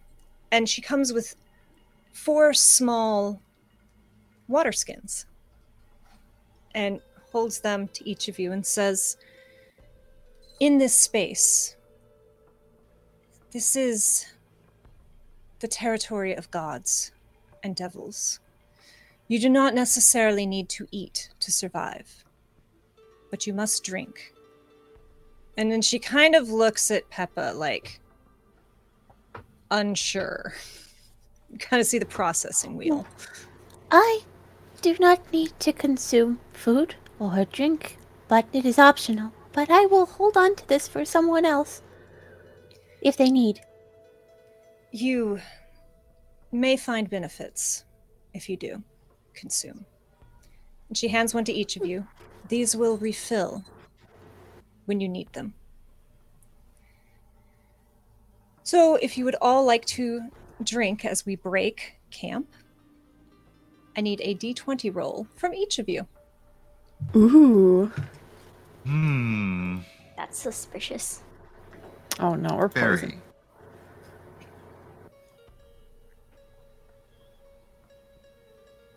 I got a 2. Okay.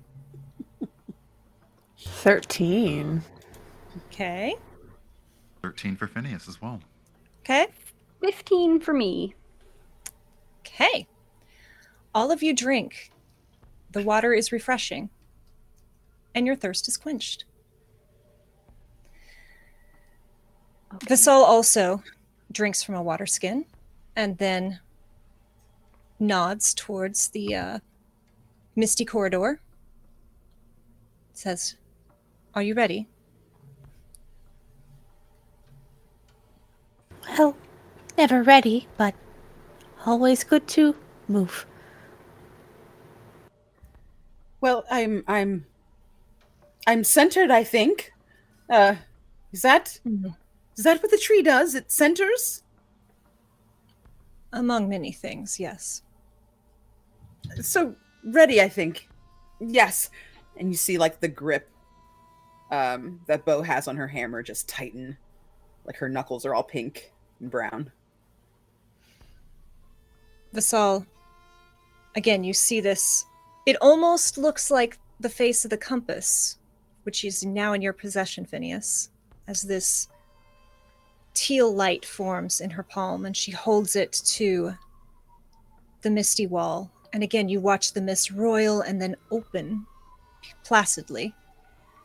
Would one of you be so kind as to roll me a d20? 19. 19. Why can't I roll that for myself? What am I doing?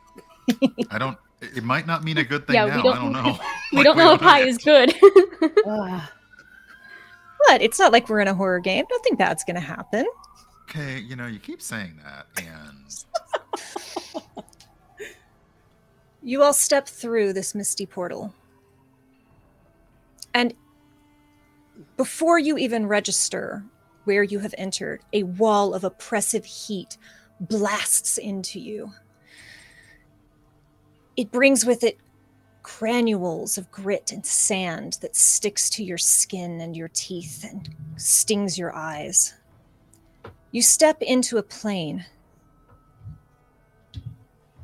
and the withering air catches into your lung. A sheen of sweat immediately forms on your skin. You're suddenly very glad you drank. Sand dunes rise as far as the eye can see in every direction. But this vast space is, oddly, not empty. Strange shapes emerge from beneath the dunes. They're small and child-sized, though still a little large for you, Pepa. Steps of brightly colored, strange material rise out of the sand and then drop away into a smooth slide. Strangely, you don't see children climbing on these steps. Instead, you see thousands of small, flightless bird-type creatures, which waddle strangely up these awkward stairs before they drop down onto their bellies and rush down the slide, descending beak first into the sands. It's only then you notice there are small shapes moving beneath the sand. These flightless birds seem to swim and glide through the sand as easily as through the water or the air, rushing just beneath the surface. Vassal takes one quick look, hardly seems to react outside of raising a hand to shield her eyes from the dust. Her gaze settles on a point in the horizon, and then she starts marching swiftly in one direction with a long and determined gait. I hate to ask, but do we have time to try the slide? That might center me and relax me and make me quite calm. Are you following Vassal, or are you stopping, to ask this question? I'm still walking because I'm in the back, so I'm still walking, but I'm really I'm walking You see one of these slides, and it is a little difficult to judge distance and size of things because this is just vast, and you don't even see misty walls. You just see roiling mist overhead and then just endless dunes. You kind of wonder if this slide might be a little small for you, but hey, you won't know unless you get there, right? Vassal kind of rolls her eyes at you. Come. We don't have time for these distractions. Yes, all right. We can circle back to the fun. We can always slide later. What exactly is it that we do have time for? I mean, obviously you've brought us here, and you've provided us safe haven, and we do trust you, but you've still not told us exactly where we're going, and what we're supposed to be doing aside from killing a god, which, believe me, sounds, well, rather a large task. That is the only goal, the only purpose for you to be here. Our quest is to reach this fiend and dispatch him, or die trying. And she'll walk about 20 feet. Where are we now? She's just calling after her. Well, where are we now then? One of the many dreamscapes and corridors that we must transgress in order to reach our goal. Look, we all have questions. All of us have questions, but I just want to ask everyone, will the answers change anything? We still have to follow, right? We still have to go. There's only one way out, and I just point. It's following. Sometimes you're better off not knowing the answers. No, I don't like that. Sometimes it is best to just follow. Things might unfold in the future. Probably. Or we'll die. Oh, I really don't like the sound of that. Oh yes, that sounds terrible. Why does this creepy doll have more optimism than you, Dillon? Why? You see Pepa kind of kick their feet a little bit. It's like, I understand my appearance is not the most friendly, but I try my best. Is there anything I can do to be less creepy? Oh no! Oh, I'm so sorry. That was more against me than it was against you. Don't worry. Yes, I'm so sorry. You are quite nice, actually. I find myself warming to you quite a bit. You're just mysterious, is what it is. And as we are in a very mysterious place, I'm just a little unnerved by the mystery. You see, I'm sorry. I I find myself warming to everything right now. Perhaps we could actually keep moving. Yes, I assume all of you are extremely uncomfortable. All I have is sand in my socks. Yes. Yeah. I am no less comfortable after hearing that. And it's right about then you see one of these weird little bird-like things kind of waddling near where you all are gathered. Visal is looking impatiently around, scanning the distant horizon, and this little thing kind of...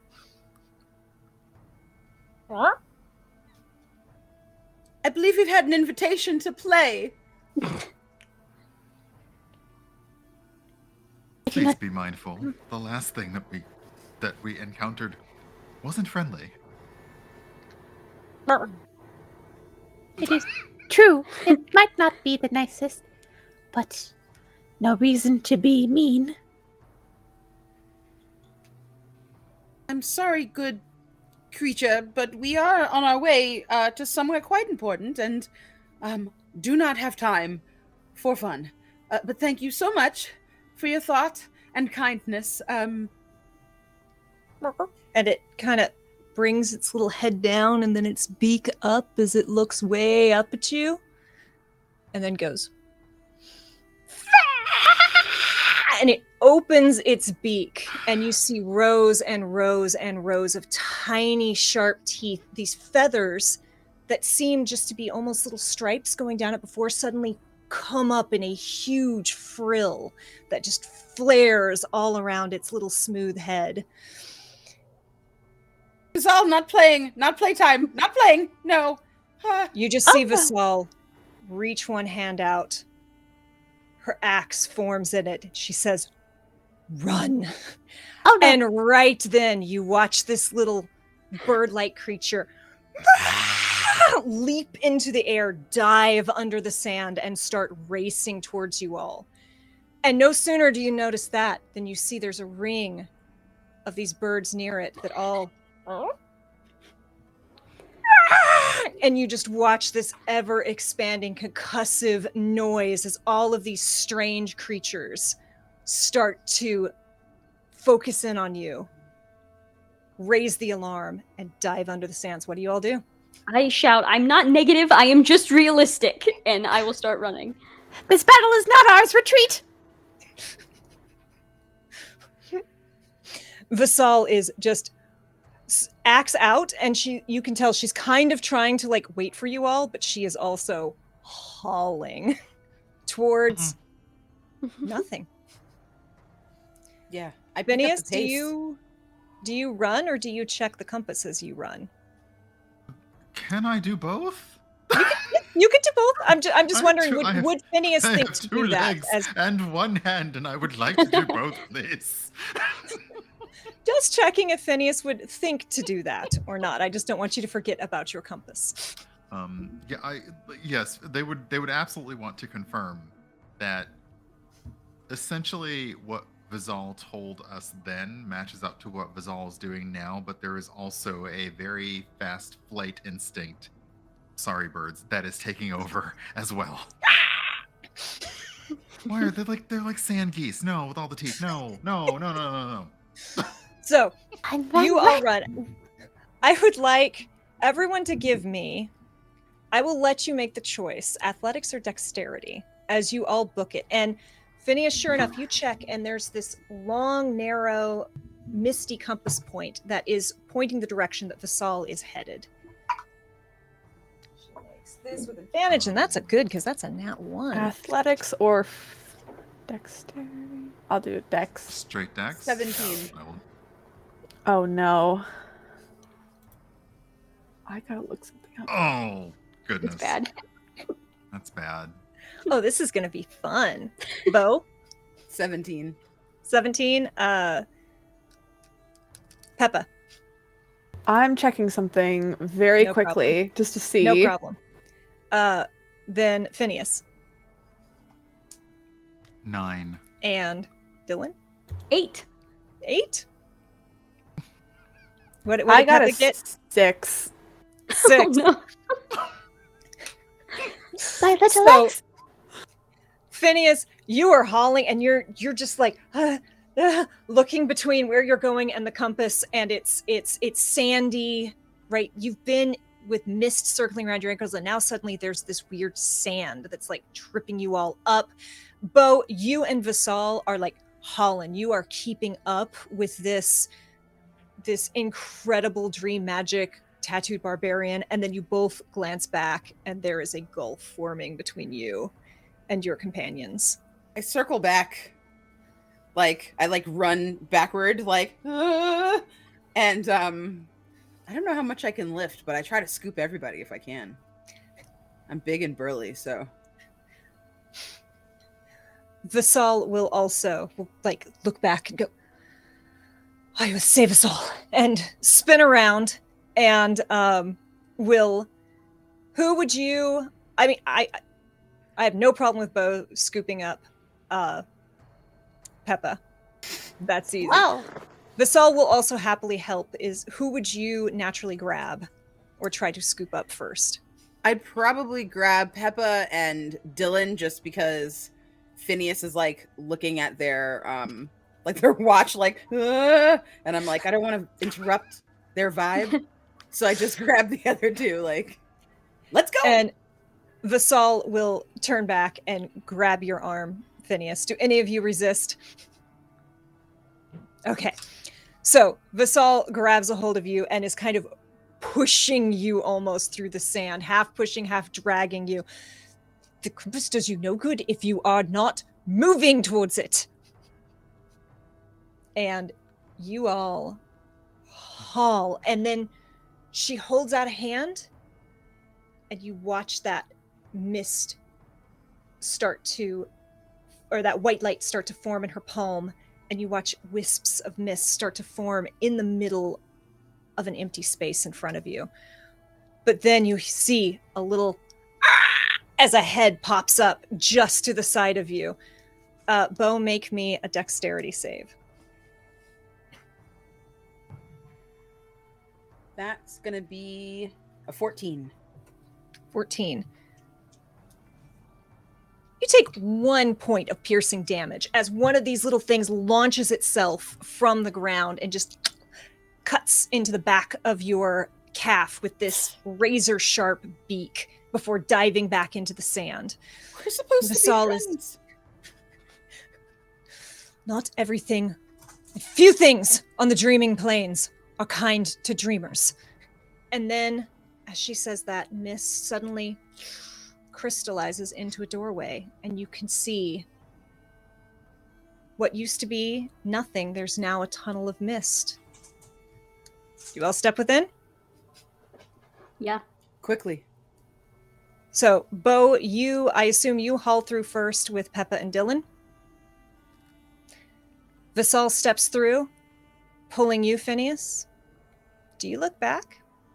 I want to sling a firebolt in that direction to make sure we're not being followed. It's Okay. instinct to look back because I need a story. 100%. Yeah. All right. So you all rush through.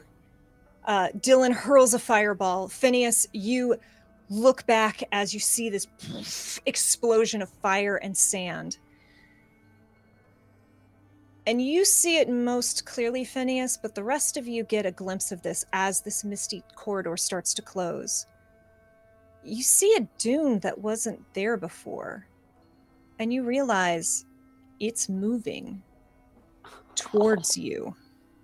You hear the cries of these indignant penguin-like creatures as they're suddenly thrown, ejected from the sands in all directions as something much bigger comes charging towards the space where you just were. You suck in a surprised breath just as the mist closes around you, and you find yourself safe once again within a mist tunnel. What the fuck was that? I'm a fast learner. Everything's trying to just eat, feast, gorge on our bones. It seems like it. I don't. Just next time we step on anything, just make sure the thing we're stepping on is not actively trying to move without. I don't know. Usually, dreamers can't resist the first Do you find these things fascinating or cute or charming? What is it that compels dreamers to poke at things? The slide looked fun. I won't lie to you. Is not the nature of a dream simply exploration and learning? Joy, even. Purcell looks almost reprimanded for a moment at your questions. She averts her eyes. I fear that I have been living a nightmare too long, perhaps, to remember. Do you need a moment, or can we continue? I think we should go. We should definitely go, and our words are merely harsh in response to yours. I understand that you have helped us and that we appreciate that help. We are new here. So I believe the phrase some may use is cut us some slack. She openly glares at you. Do you think you are the ones I want to guide on this quest? Do you think you are anywhere near the first I have guided on this?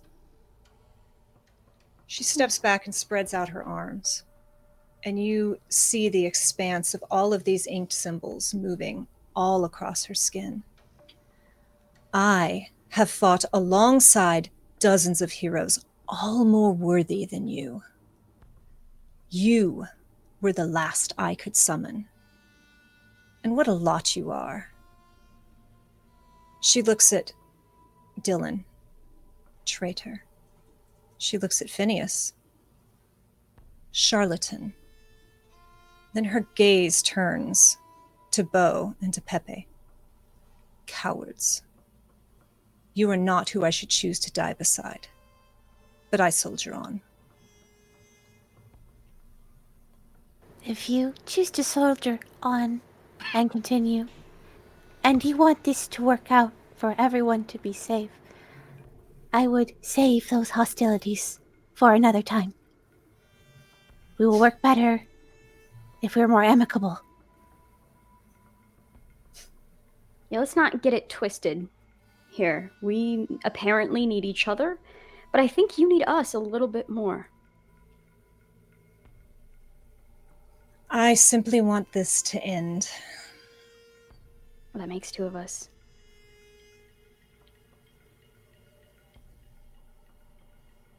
Phineas, if you check your compass, you see that the dial is pulsing rather quickly. You've got some time here, but not that long. Collect yourselves. We'll go when you're ready.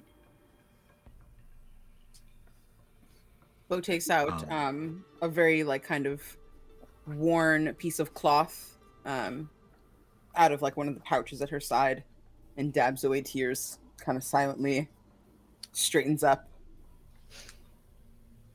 Ready. And Pepa looks to Beau and says, I understand the visage is not appealing, but children have found me very huggable. If you do need something to hug. Thank you. Yes. Okay.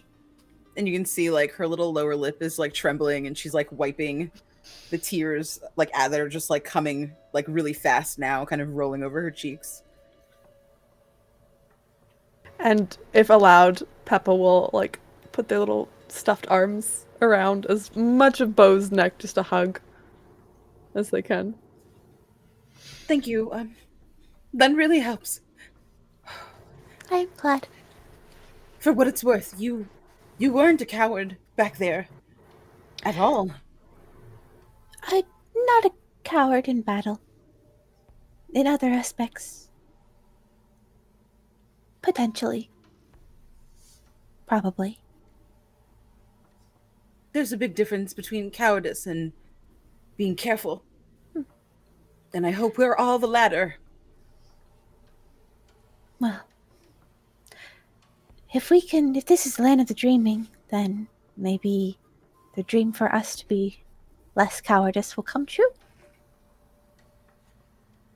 I like that.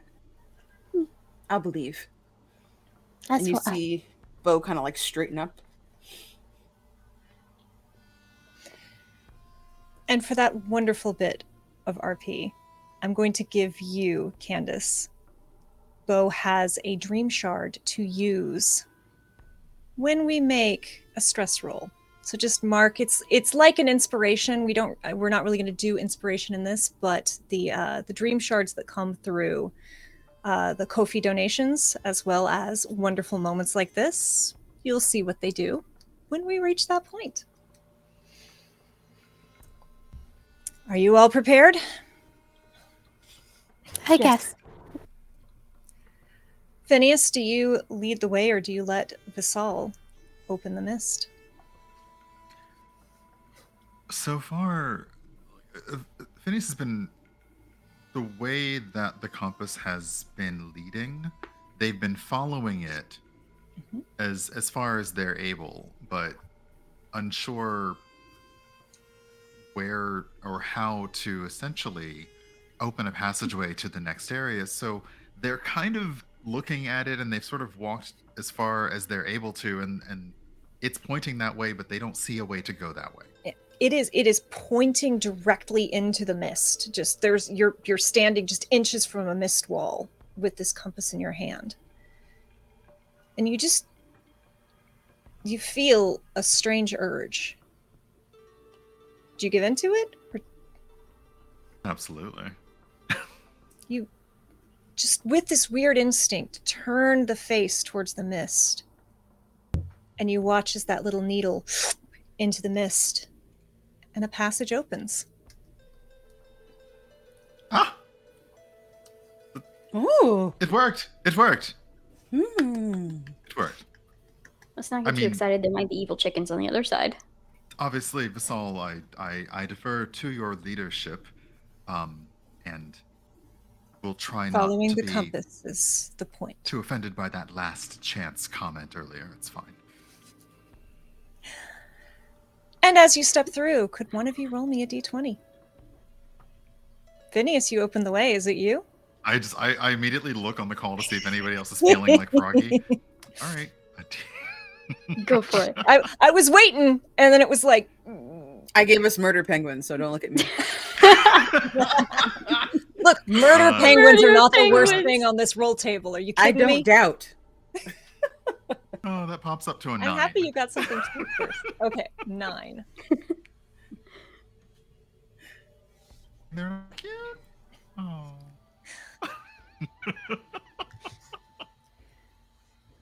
You emerge from the mists into another gray plain.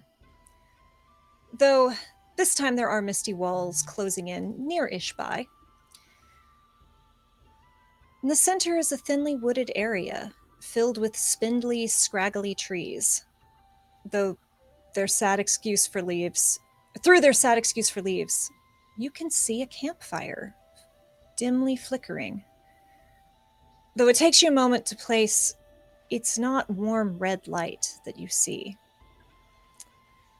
As you approach and make your way towards the tree line, something strikes you as odd.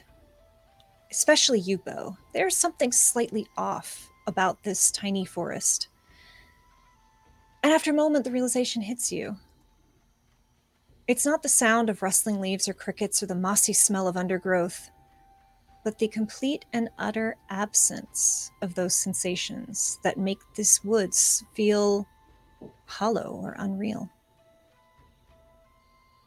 Why is it so silent here? Shouldn't there be animals? Even the bad ones. I don't trust this. Well, keep your eyes ever open in case something comes. I feel like this fire might be a trap. Visal doesn't seem to pay much mind to you and starts walking towards just the center of this small, sad forest, and then all of a sudden stops suddenly and slightly averts her course off to one side. She gives you all a look as if trying to see if you noticed her change, and then moves purposefully forward. Just like with tree pose, I do the exact same thing. Phineas will do their best to follow the path trod. Do you, just out of curiosity, do you check the compass? I was thinking about it, but the scene was set up so creepily that I didn't. I'm just asking questions. I and Phineas, because no, I'm Phineas, not Brian. Phineas does have a curiosity. So far, everything has matched up with the compass pointing, but when we come into this sad grove, they're very curious as to which way the needle is pointing, and if it is it pointing straight through, is it pointing around. So very curious about where it's pointing, but also trying to follow Visal's lead. The compass seems to point the exact direction Visal was walking, but then you see her avert course, so she's not following it exactly.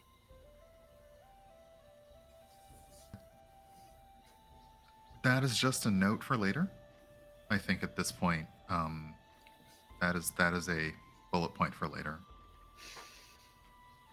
Do you all just simply follow, or any of you paying attention as you walk, trying to peer through these woods?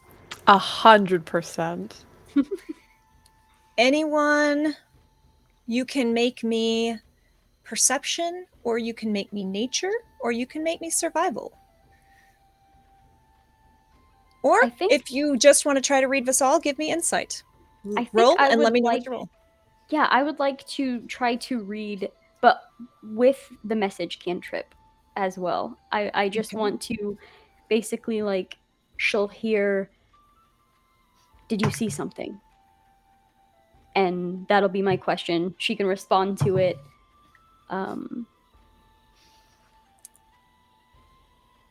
Something more unpleasant for me than for you.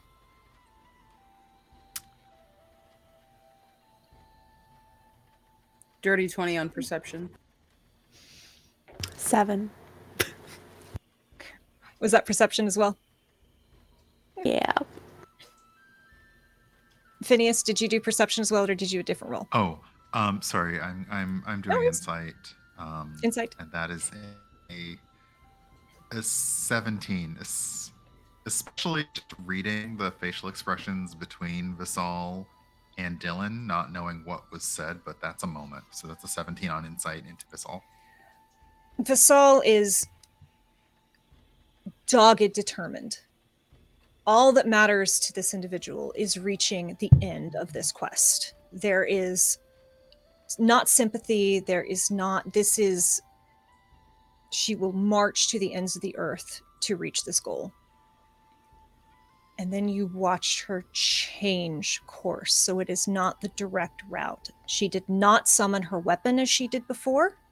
She just suddenly averted and looked, ashamed is too strong of a word, but you're very good at reading people. You have experienced many minds, and you see someone not proud of something, not wanting to confront something, just in that moment. Pepa, you're looking for the cat. Yep, looking for this new friend. And you don't see it. But you keep seeing little swirls that maybe tottering off a little. And no, that's not the cat. Oh, maybe that. Oh. Candace. I'm sorry, Bo. You're seeing a flickering like a fire, but it's this cool blue flame. This light that moves like a campfire, but is the wrong color. And you just very faintly hear this paper-thin voice. Who's there? I haven't seen anyone in so long.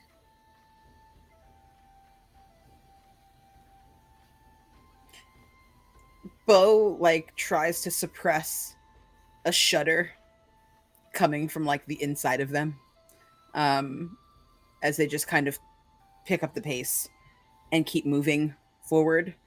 To themselves, to herself, she's like, "You've learned your lesson. They sound friendlier than Vizal, but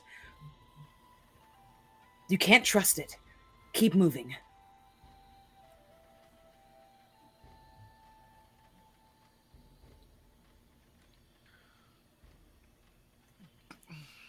Phineas looks at the compass one more time, and it's still pointing towards what appeared to be the original route. Yeah, closer to that flickering blue fire.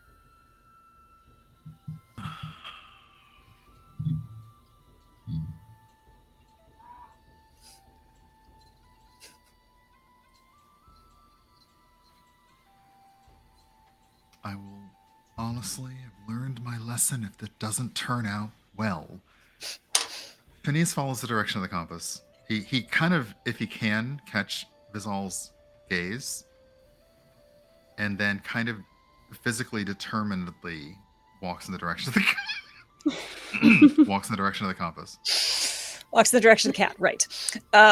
He knew we were trying to summon the cat.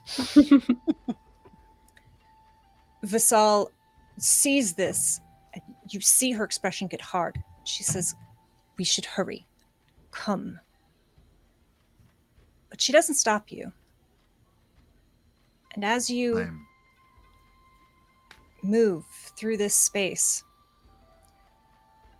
you see a cloaked figure in the distance sitting on the other side of this small, sad little campfire. Who do the rest of you all follow?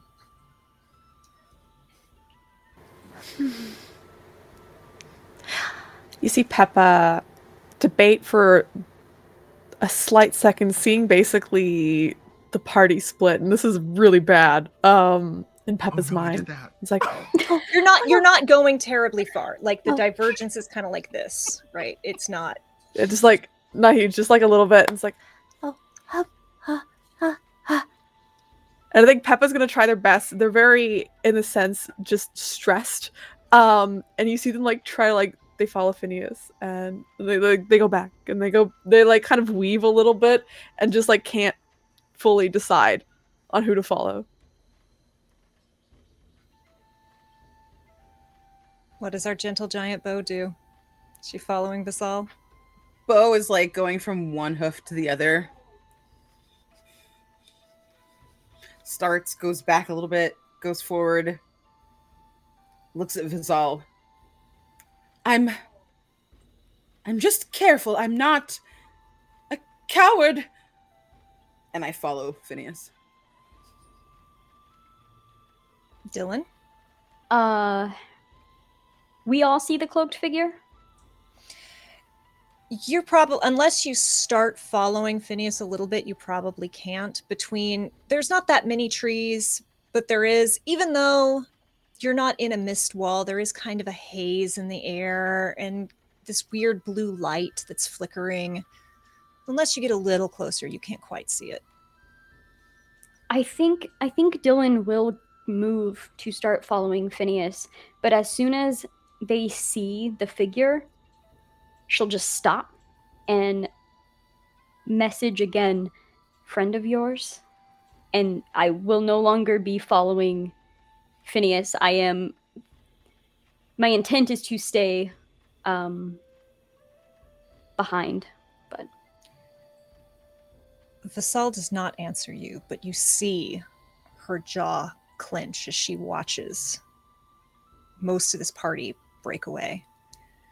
And she takes a few steps closer so the party is not completely split, but holds her ground within the woods, does not move any closer.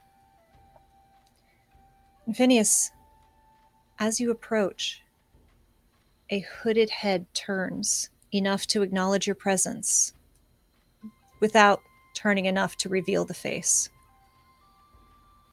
They wordlessly raise a hand and wave it in a passive greeting. Phineas returns it and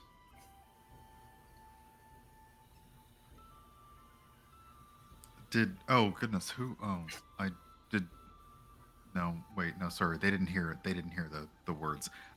Just returns it in again in a peaceful greeting. Hello? We are travelers making our way between safe areas. They seem to nod, and they say, I am Bice. Is Vasal here? And they motion for you to sit at one of the logs around the fire.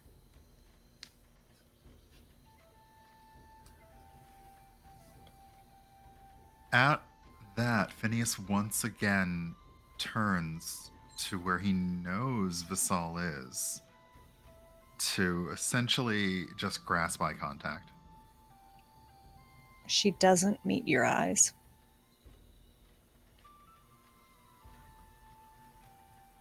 I would like to walk up to her. She's kind of standing with her face kind of turned away and eyes kind of down, her body tensed, but she's not making any aggressive movements. Look, I don't know who that person is to you, but you ripped us from our lives. You're gonna walk through here with us. You can. I did not do that. And I was simply avoiding trouble.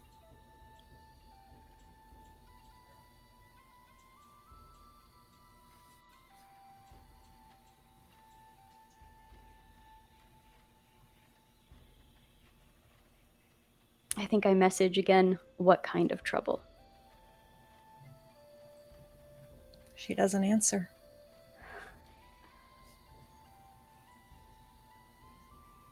I glance at Bo. They seem nice. I'm not like sitting down yet. I'm just kind of at the edge of this campfire. Can I see the face of the person sitting there? The way they're sitting, they're kind of leaned forward with this cowl, and you can't see their face. What you can see is that this fire gives off no warmth, and the cold, restless flames just move. It's strangely comforting, even though it is abnormal. And you see a large, what looks like a two-handed sword rising out of the middle of the fire. Do you intend to cause us harm? I am simply waiting. For what? For whatever will come next. May I ask, how did you get here? They look up at you, and the cowl reveals their face for the first time. They appear humanoid, but whatever they were is obscured by age. Whatever pigment their skin once had has been drained, leaving only this pale, grayish pallor. The skin is stretched tight over their lips and cheekbones and tears in places. A fresh tear soundlessly appears at the corner of their mouth as they speak. You've seen your tattoo then? I believe I have. Yes. I was once like you. I was once one of you. A hero?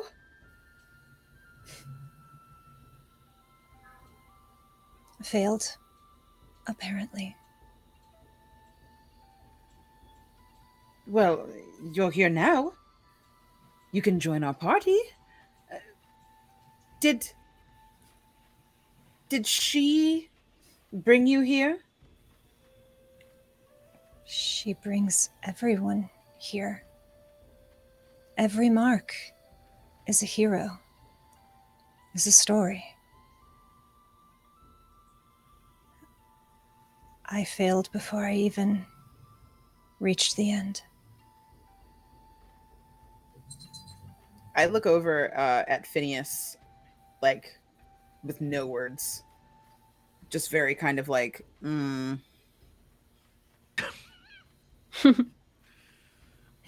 Phineas definitely picks that up. You mentioned Visal. She has brought us here, given us guidance, given us safe haven, but most importantly, given us a mission to defeat something terrible and powerful. Was that your lot as well? Make a persuasion check. Just to see how much you're going to get. 13.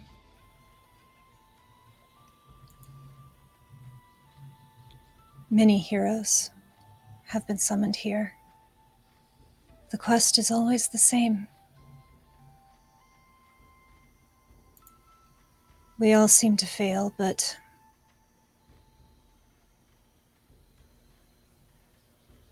I fled here. I was a coward. So here I wait. Bo hears the word coward, and like a very plum blush kind of washes over her cheeks. Did Vasal tell you that you were a coward? Or, did you find that in those moments you perhaps weren't strong enough to move on? Persuasion me.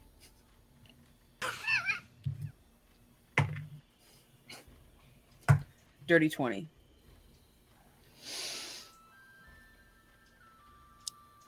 They look at you and really study your features for a long moment. Time doesn't seem to have a lot of meaning to this individual anymore. They take their probably too long of their time answering. But they seem to find something as they meet your gaze. I don't think I came here a coward. Visal never did anything save build me up. She was the one bit of happiness and comfort I found here. Outside of, and they motion towards the fire. There are things in the mist that can and will make you flee. I've heard she searched for me. But by then, I had become this. And why would I want someone so lovely to see me as this?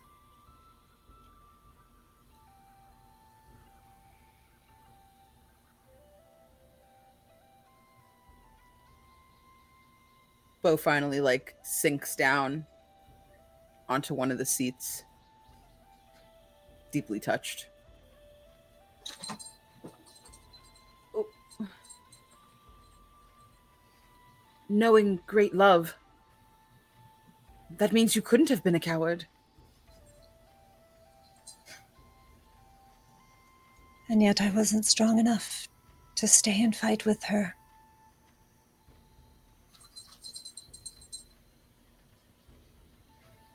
And now I am here. And I wait.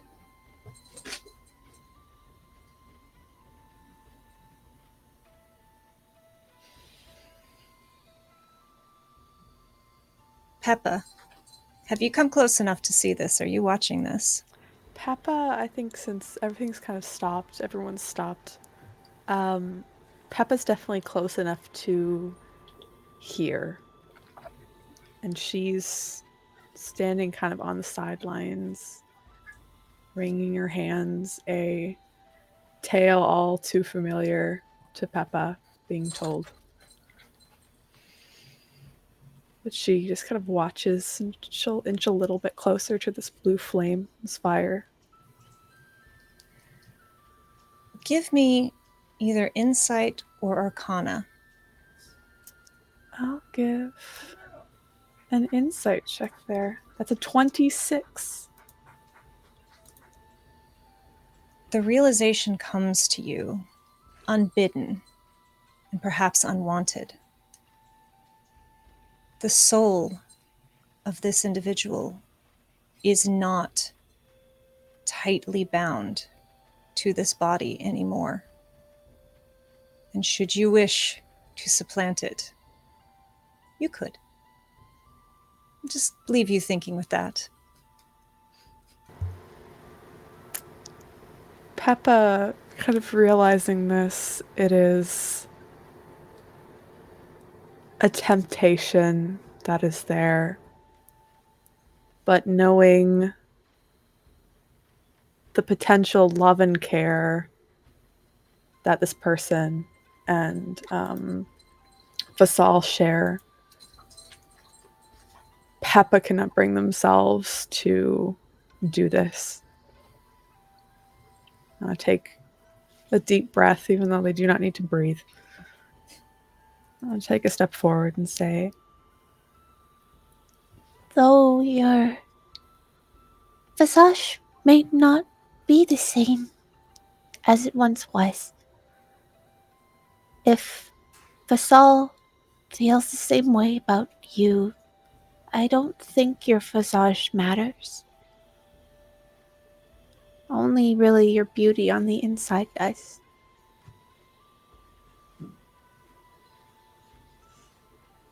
And as you say these words, you hear a loud proclamation from behind you. Come. The longer we linger, the more things we summon. We should go.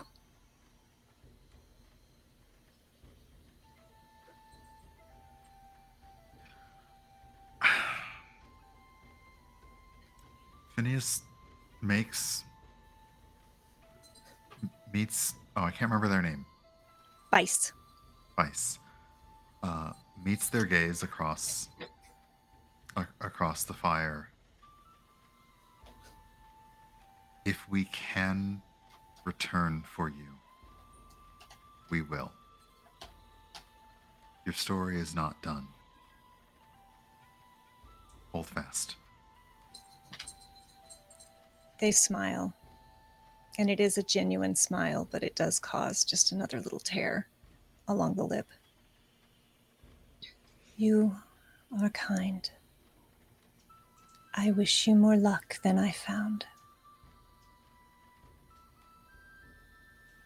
Should we fail, you might have company. Only if you run. Fates are sealed if you walk the path.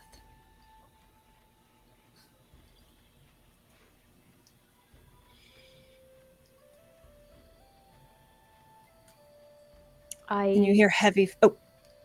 I move towards Vasal now to like break whatever distance was between the two of us. And I just say very quietly,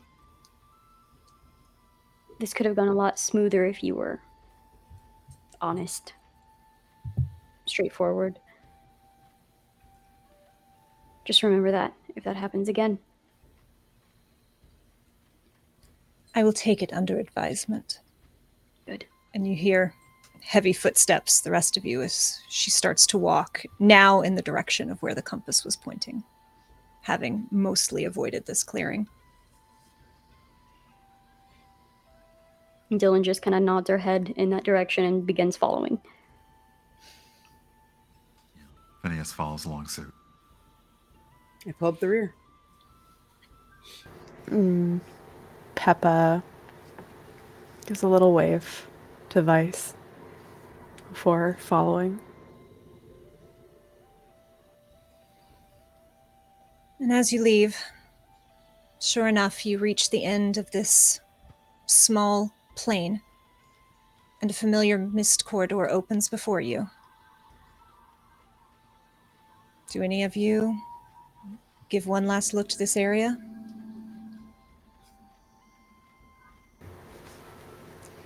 Yeah. Dillon does not. Those of you who did, give me a perception check.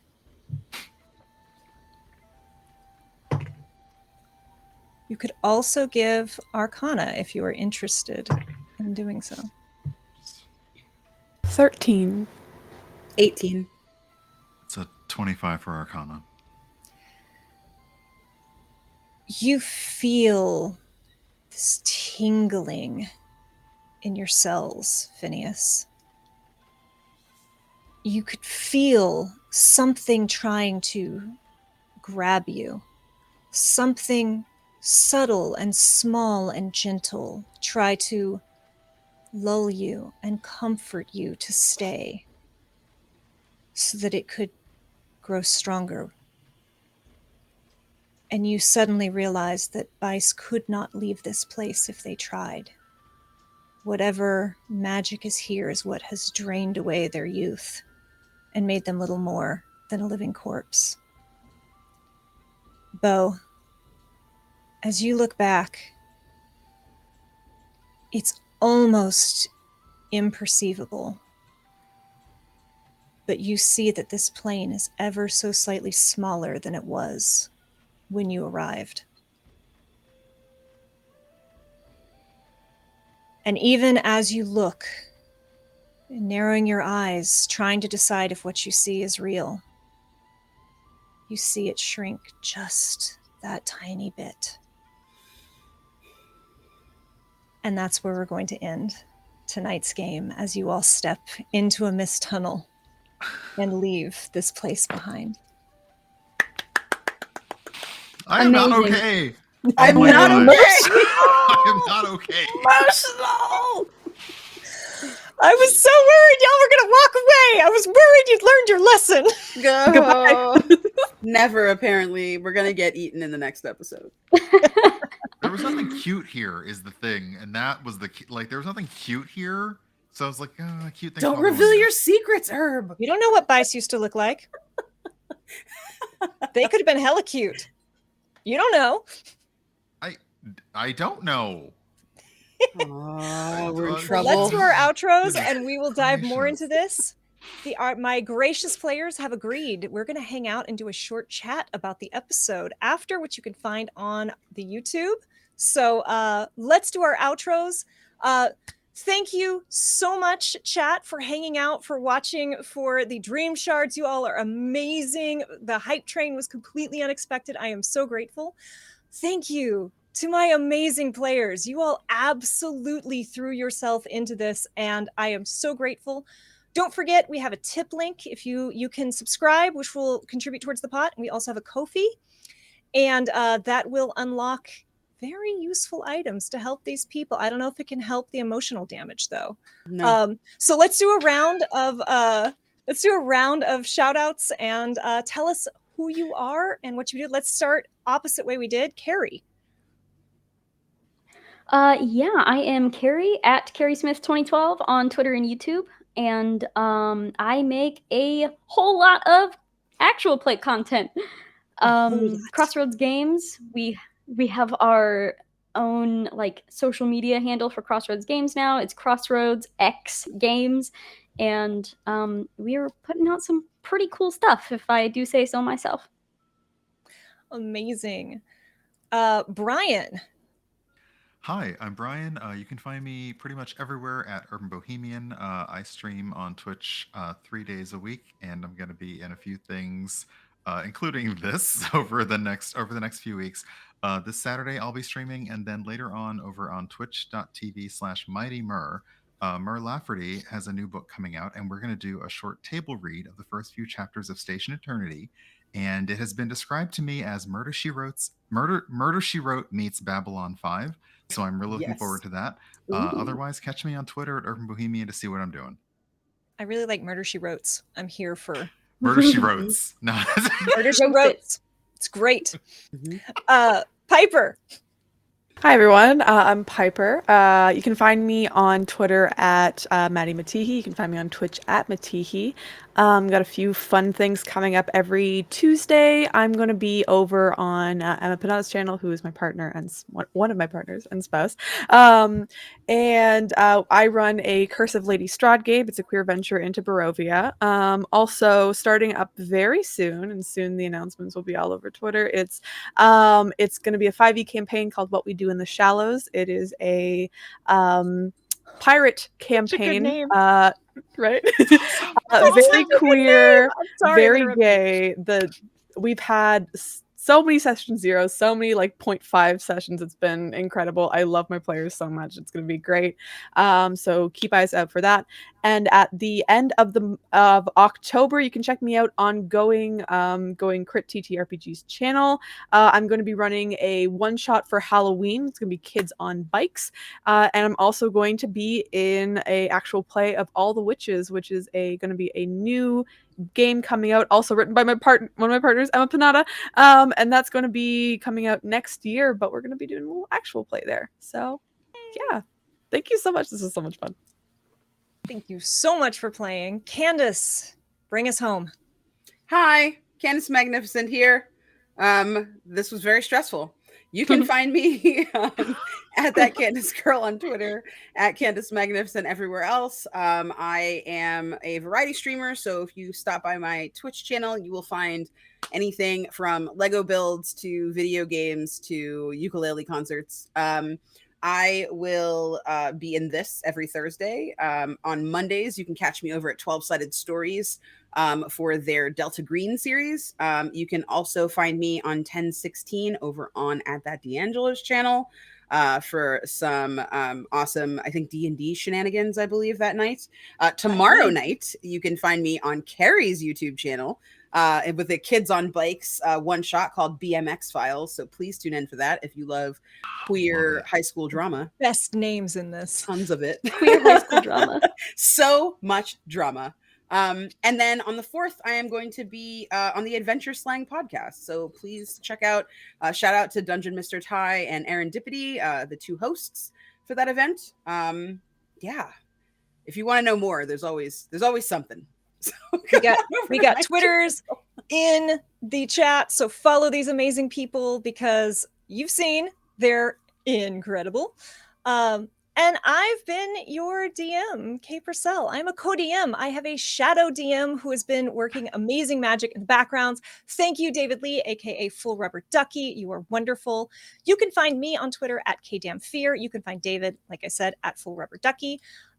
You can find me every other Wednesday on the Emergency Power podcast, where I play Soul. It is a Starfinder game, and I play just the worst character in existence. If you think Vassal is bad, you should meet Soul.